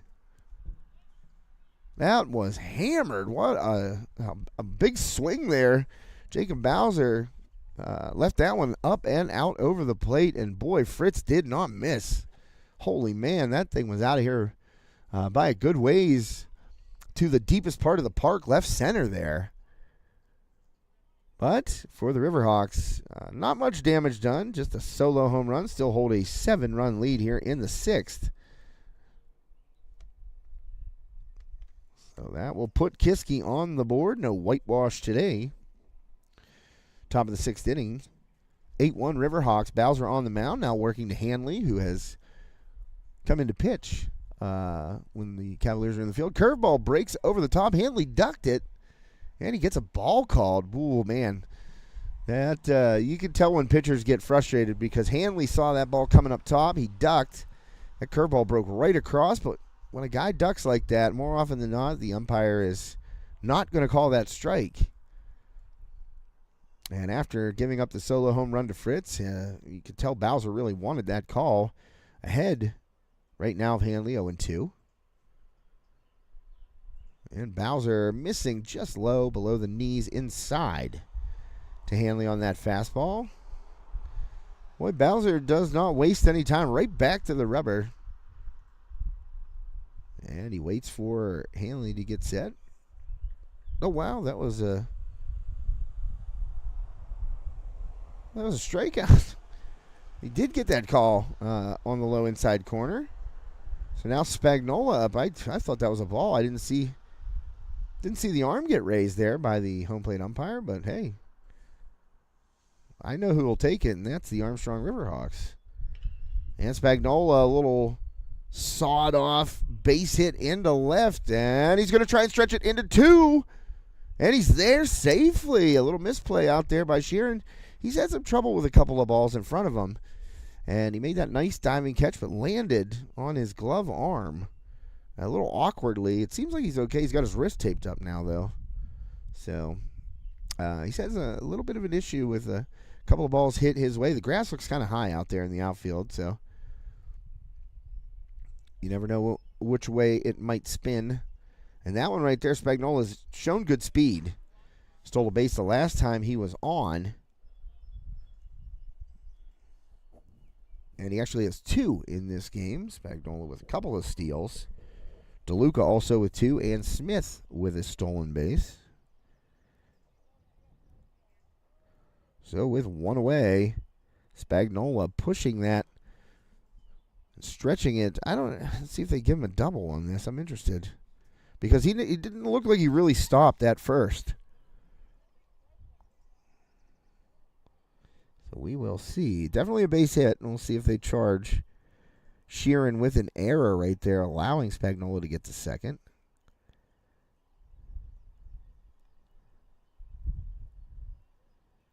And right now, Matson at the plate. Bowser, and there goes Spagnola. Not even a throw down by Graham. That is his 3rd stolen base of the game. Spagnola down to third base, just 1 away. And another run for the Cavaliers, 90 feet closer. Matson just looking to make some contact here and get Spagnola home. Bowser fires that one in there for strike 3, the backwards K. And you can't turn your back on those if you're Matson. That ball, you knew that Bowser was going to try and go inside right there. And he threw one with a little comeback to it. It looked like a slider, little back door, and it comes back around. Matson had turned his shoulder and given up on the ball completely. And the umpire rings him up, frozen. At home plate with the backwards K, a Steffi's Country Catering backwards K. Frozen like I would have frozen that German chocolate cake. Well, probably not. Probably would have eaten it all.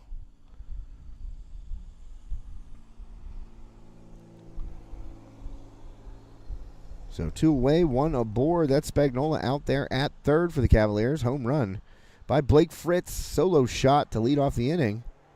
Ground ball toward the hole. That gets through, and Kiski puts another one on the board here in the 6th. RBI single for Rupert. And chipping away here, the Cavaliers get a couple this inning off of Bowser. Make it 8-2 Armstrong.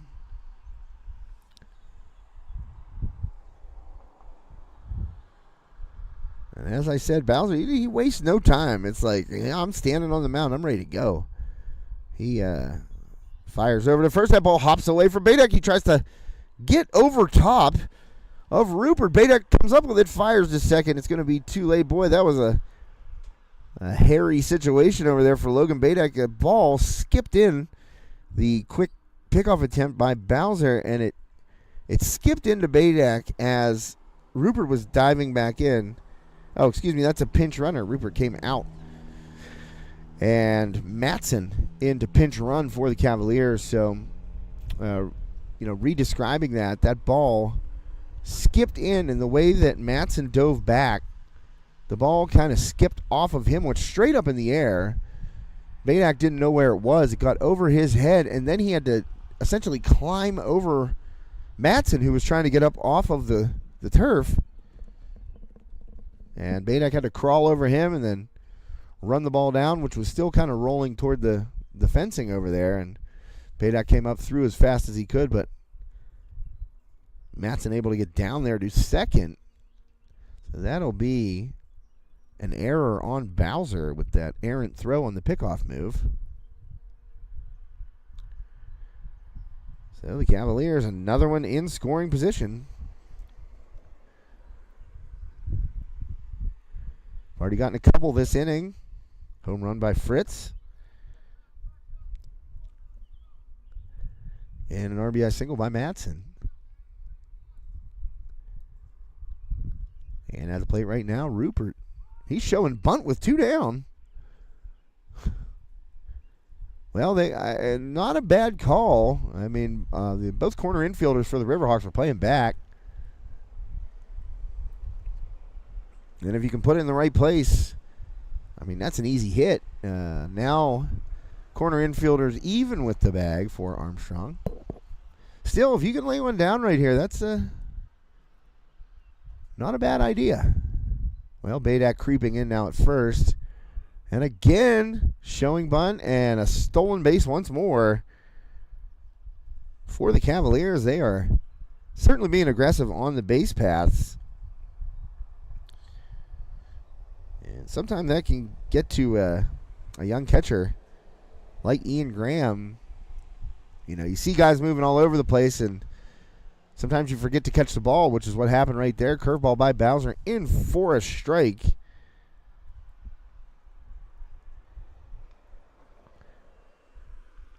So now the Riverhawks trying to get out of this sixth inning. Cavaliers, their first runs of the game. And that ball catches the corner on the curveball. Another backwards K for Bowser, second of the inning. Third of the game, I believe. And why are we still standing on the field? I think that was the third out, no?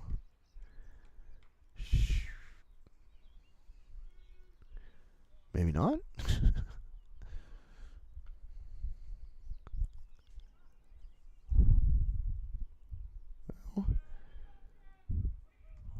Nope, Kiski still at the plate. I thought that was 3, but apparently not. Game Changer thought it was 3 as well.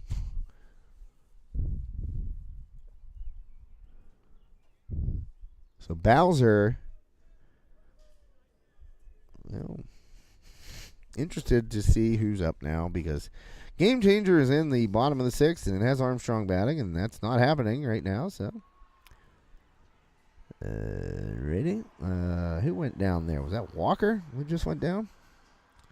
So I believe we're at the top of the lineup. I'm not 100% sure. I think it's DeLuca, the second baseman. And that one just missing up high.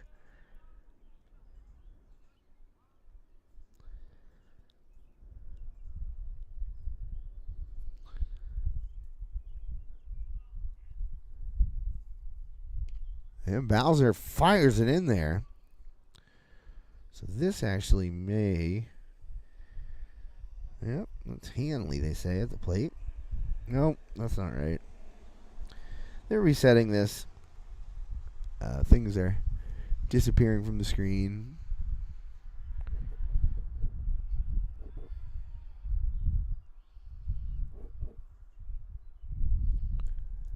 Now we got it. Mason Treckencost up. Well, that's not correct either. The ball popped toward the Cavaliers dugout. Badak gives chase. And it'll drop.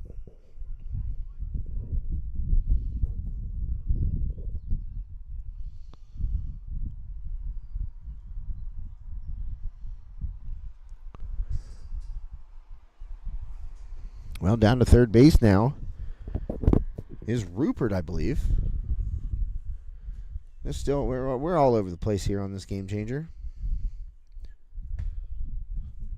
They're trying to reset it. it's catching back up. Bowser missing away with that curveball. Now 2-2 the count, 2 down. I believe that is Rupert down there at third. And another Nationwide Logistics full count.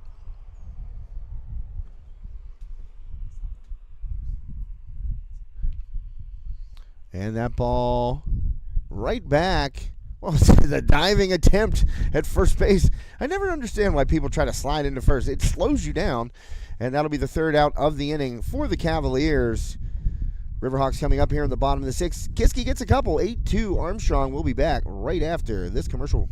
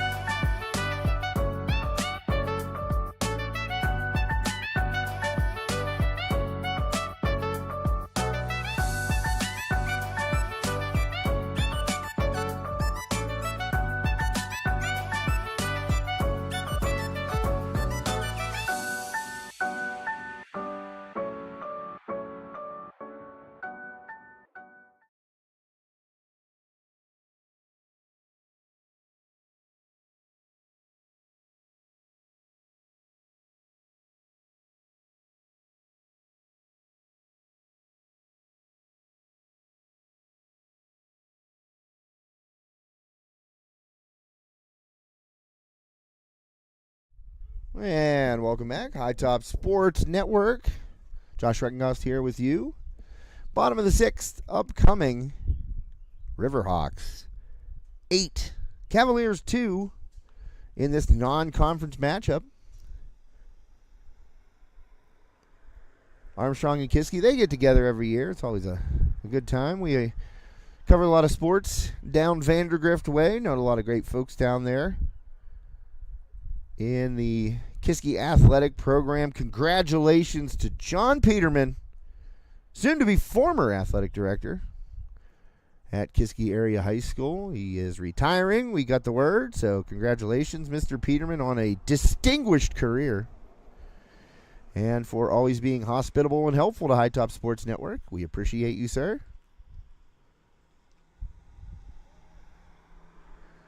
Mr. Peterman hitting that dusty trail into the sunset. A career well spent in high school athletics. So congratulations, Mr. Peterman, on your retirement.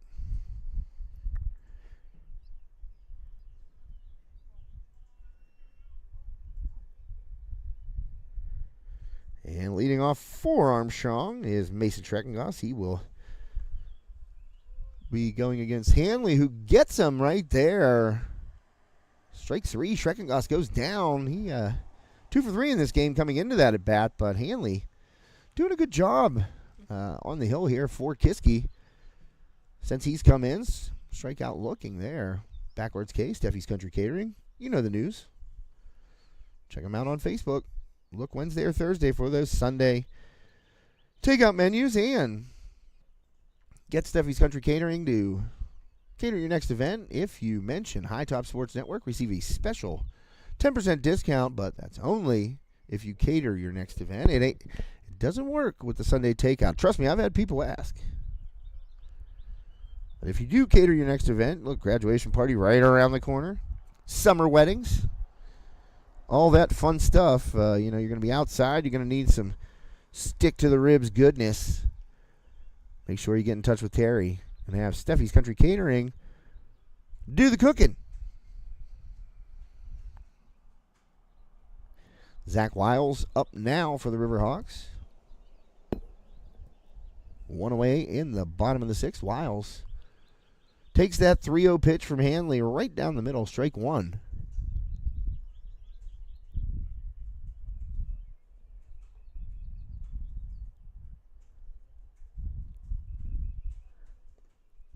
And Wiles will draw the walk.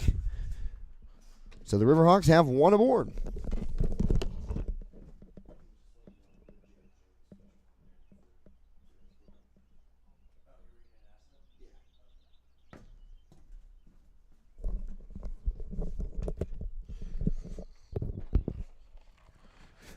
And that walk to Wiles. Good speed down there at first. Zach's brother Eli, I believe their baseball season just ended. He's at Penn State, one of them. I can't remember off the top of my head. I'll look it up.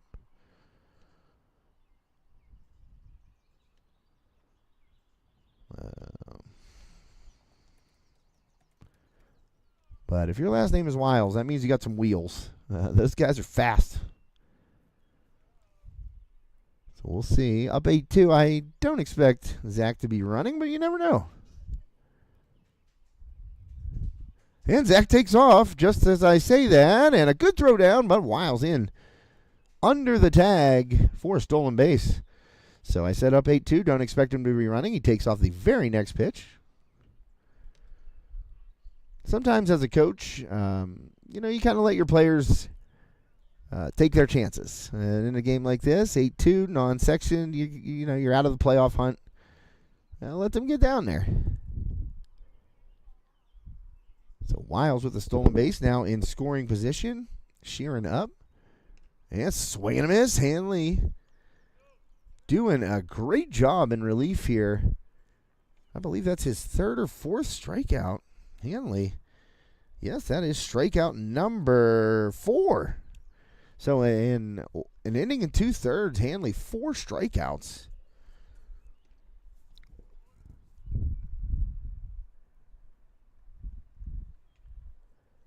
And with 2 down, that is going to bring up. Well, I think we had a. I'm not sure. I thought we saw a pinch hitter. Somebody came out and went back into the dugout. So, yeah, swing and a miss.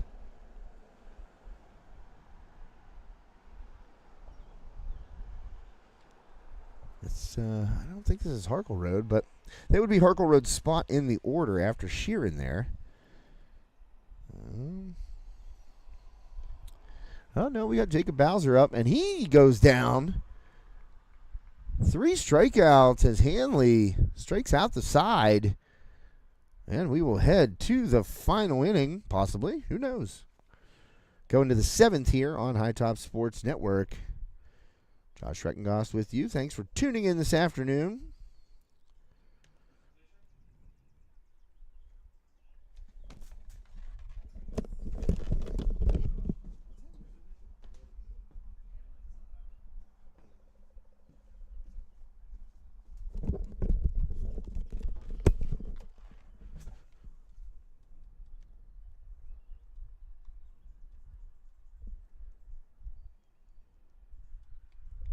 So the Riverhawks leave Wiles out there at second base. He got on, drew a walk, stole second, but was parked there. As the next 3 Riverhawks batters went down on strikes.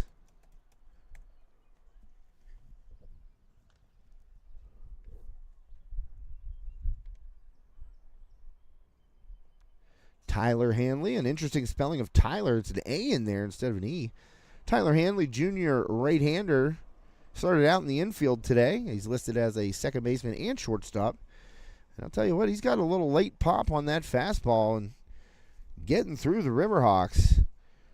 2 innings pitched for Tyler Hanley and 5 strikeouts.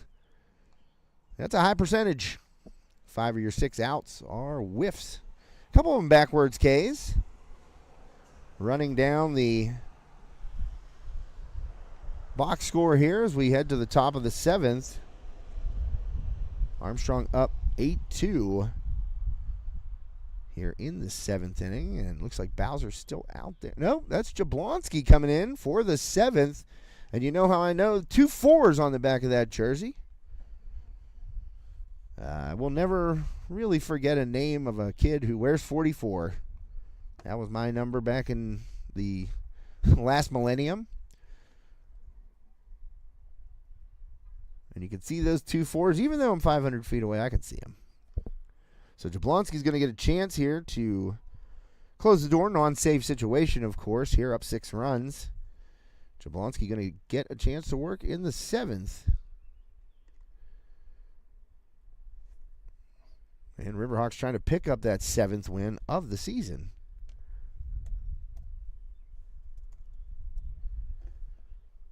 So as I was saying, I'm going to run down the box score really quickly for you. Riverhawks went up 4-0 in the first inning. Logan Badak, RBI double to open the scoring, and then Braden Wright, long ball, deep right center field, 3-run homer made it 4-0. After 1.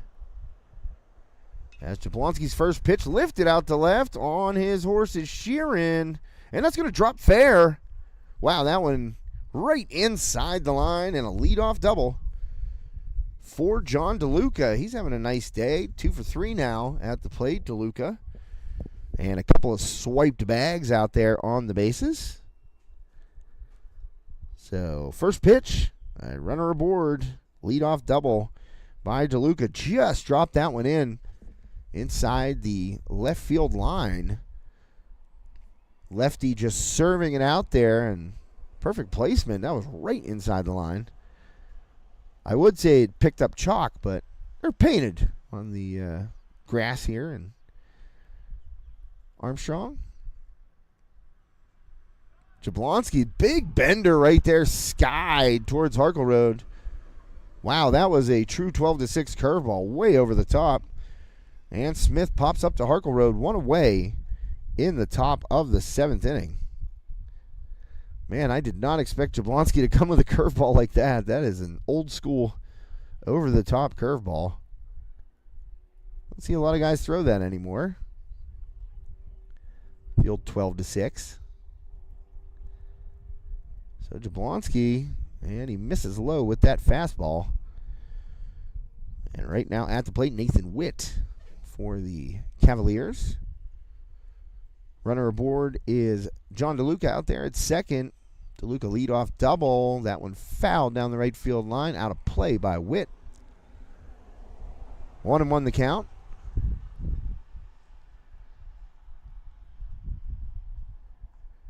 Chase Jablonski on, trying to close it out for Armstrong. And that was like a 3/4 curveball, so maybe he has a couple different release points for it. That one obviously not as dramatic of a break from Jablonski. And grounded. Oh, man, it's going to be a tough play. Picked up at third. Nowhere. It was, nobody came out of the box. Witt did not come out of the box.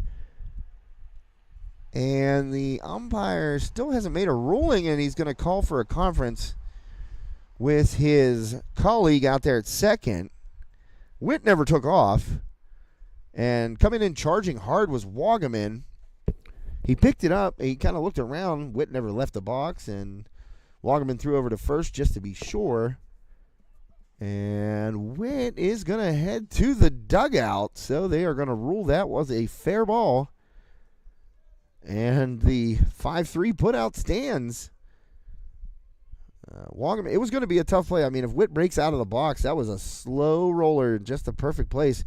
Past Jablonski and in front of Wagaman. But Witt never left the box. He was saying he fouled it off his foot, and the umpires conferenced. They did not indicate that Witt fouled that off his foot, so the ground out stands 2 away. Kiski down to their final out here in the top of the 7th. DeLuca out at second after that leadoff double. That ball sawed off, popped up. Graham trying to catch it. Oh, and it just gets over and nails the Iceman's cart there. Behind the went right off the roof. Todd Harvey's golf cart there, parked behind the backstop. So down to their final strike now. 0-2 the count. To Fritz, who homered last time up. And swung on, ripped. And that's foul down the left field line. Hit hard, but just on the wrong side of the foul line.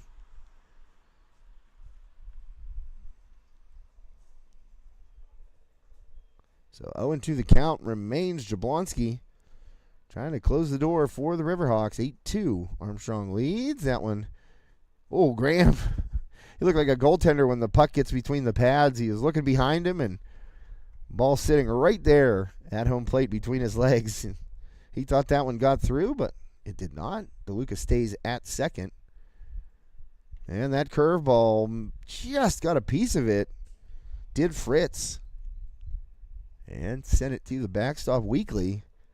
Man, he got the very top of that bat on the very end of it. On that ball, he was fooled by that curveball of Jablonski.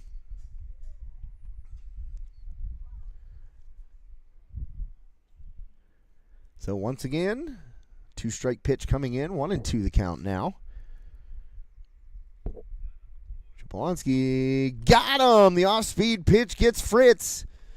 And down go the Cavaliers. Fritz down swinging with the final out of this game. Riverhawks victorious 8-2 here on Monday afternoon.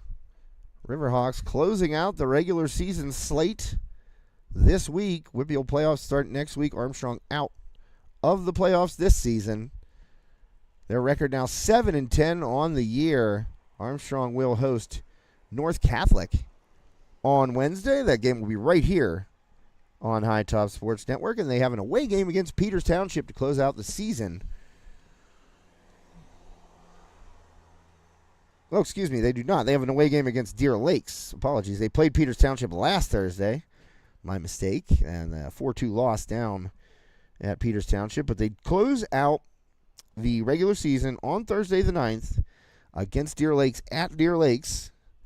Our friend, athletic director Chuck Belisario down there, does a great job with Deer Lakes. And Lancers have had some amazing athletic success the past few years, especially on the basketball court. Riverhawks will try to end, well, if they can get past North Catholic and Deer Lakes on a 3-game winning streak here. But that's looking a little bit too far ahead. I'm sure Coach Santelmo wouldn't be talking about that. Right now, they took care of Kiski here at home. Dropped the Cavaliers after jumping out to an 8-0 lead after 4 innings. Riverhawks pick up a win, and that snaps a 3-game losing streak. That loss to Peters Township last Thursday was preceded by a sweep. Fox Chapel swept them here on Monday the 29th and down at Fox Chapel on Wednesday the 1st. So Riverhawks back on the winning track after today's victory on our Ryan Bowser State Farm broadcast, official broadcast partner and scoreboard sponsor. Thanks to Ryan. And we get to choose a DeMond Chiropractic player of the game. Boy, it's going to be a tough one. A lot of guys contributed for Armstrong today. And, Braden Wright started this game, went 4 innings, did not give up a hit, obviously had the big bomb. 3-run homer in the first. But as I deliberate with myself, who will be our DeMond Chiropractic player of the game. Let's run down the box score. Chase Jablonski in the leadoff spot, 2 for 3. A couple of runs scored. And Jablonski came in, pitched a scoreless 7th inning to close out the game. Rory Bashir, 2 for 3 with a run scored, an RBI, a walk. So Bashir doing his thing. I mean, as I said, hitting over 500 for the season. That's pretty impressive. And then after Bashir, Badak, 1 for 3, that RBI double in the first. A couple of RBIs. He had the bases loaded walk as well. He scored a run. Braden Wright, as I mentioned, went 4 innings, did not allow a hit, 3 walks and a strikeout, and of course that 3-run homer. And Mason Schreckengoss, 2 for 4 with a run scored and a run batted in. Nick Kinter 0 for 1. Wiles, 2 walks for Zach Wiles today. Swiped a couple of bags. Jablonski also had a stolen base. Caden Sheeran 0 for 4 in that number 8 hole. And Ian Harkleroad 1 for 1. Couple of walks, 2 runs scored. And Bowser came in to relieve Wright. 2 innings pitched, 2 runs allowed on 4 hits, couple of strikeouts. And Jablonski with that scoreless 7th gave up a hit. Also had a strikeout. So that leaves us to our DeMond Chiropractic player of the game. It's going to be Braden Wright. He knows when the cameras are on. Let me tell you, he has a great sense of when he's pitching. It just seems like when he pitches here, and we have it on the network, he pitches well, he hits well, and he homered today. That was a big blow in the first. Gave the Riverhawks some breathing room really early in that game and did not allow a hit over 4 innings. He picks up the victory today for the Riverhawks. So Braden Wright will be our DeMond Chiropractic player of the game. Hey, you need a testimonial, call Joe Rhodes. He just Dr. DeMond worked him over. The shoulder is back to functioning. He said, Joe Rhodes said it was wonderful. Maybe sore tomorrow, Dr. DeMond said. But hey, it'll be worthwhile if you get the kinks out of that shoulder, and Dr. DeMond can help you, get back to your regular self. And one thing he is committed to, as I said earlier, is to keep you off the operating table. And plenty of cutting-edge equipment down there at DeMond Chiropractic. And the caring hands of the Blonde Bomber, Dr. DeMond, he will take care of you and get you back to feeling 100%. So thanks to Dr. Justin DeMond, our player of the game sponsor last year and this year for Armstrong varsity baseball coverage on High Top Sports Network. Braden Wright once again pulling in the honors, victorious on the hill, and a home run in this game. So as I said, North Catholic coming up here for the Riverhawks. We will have that game, and then oh boy, it is playoff time right around the corner. We will be rolling into the postseason Make sure you stay tuned to our social media platforms and website. See what we're doing, where we're going to be, who we're covering come the playoffs. You can follow us on Facebook. Just search High Top Sports. On X, formerly known as Twitter, at HighTop_sports. Of course, the website, HighTopSportsNetwork.com. On Instagram, at HighTopSportsNetwork. And, if you want, feel free to pick up the phone. Give us a ring, 724-824-3554. That's the office number. And we will call it a day for that. Riverhawks win 8-2. And I think you got a shirtless Ian Harkleroad on your screen, so let's just turn that camera. Young man out there working the rake at the mound. His day's almost over, so is ours. Thanks for tuning in. Once again, High Top Sports Network, Josh Reckengoss bidding you adieu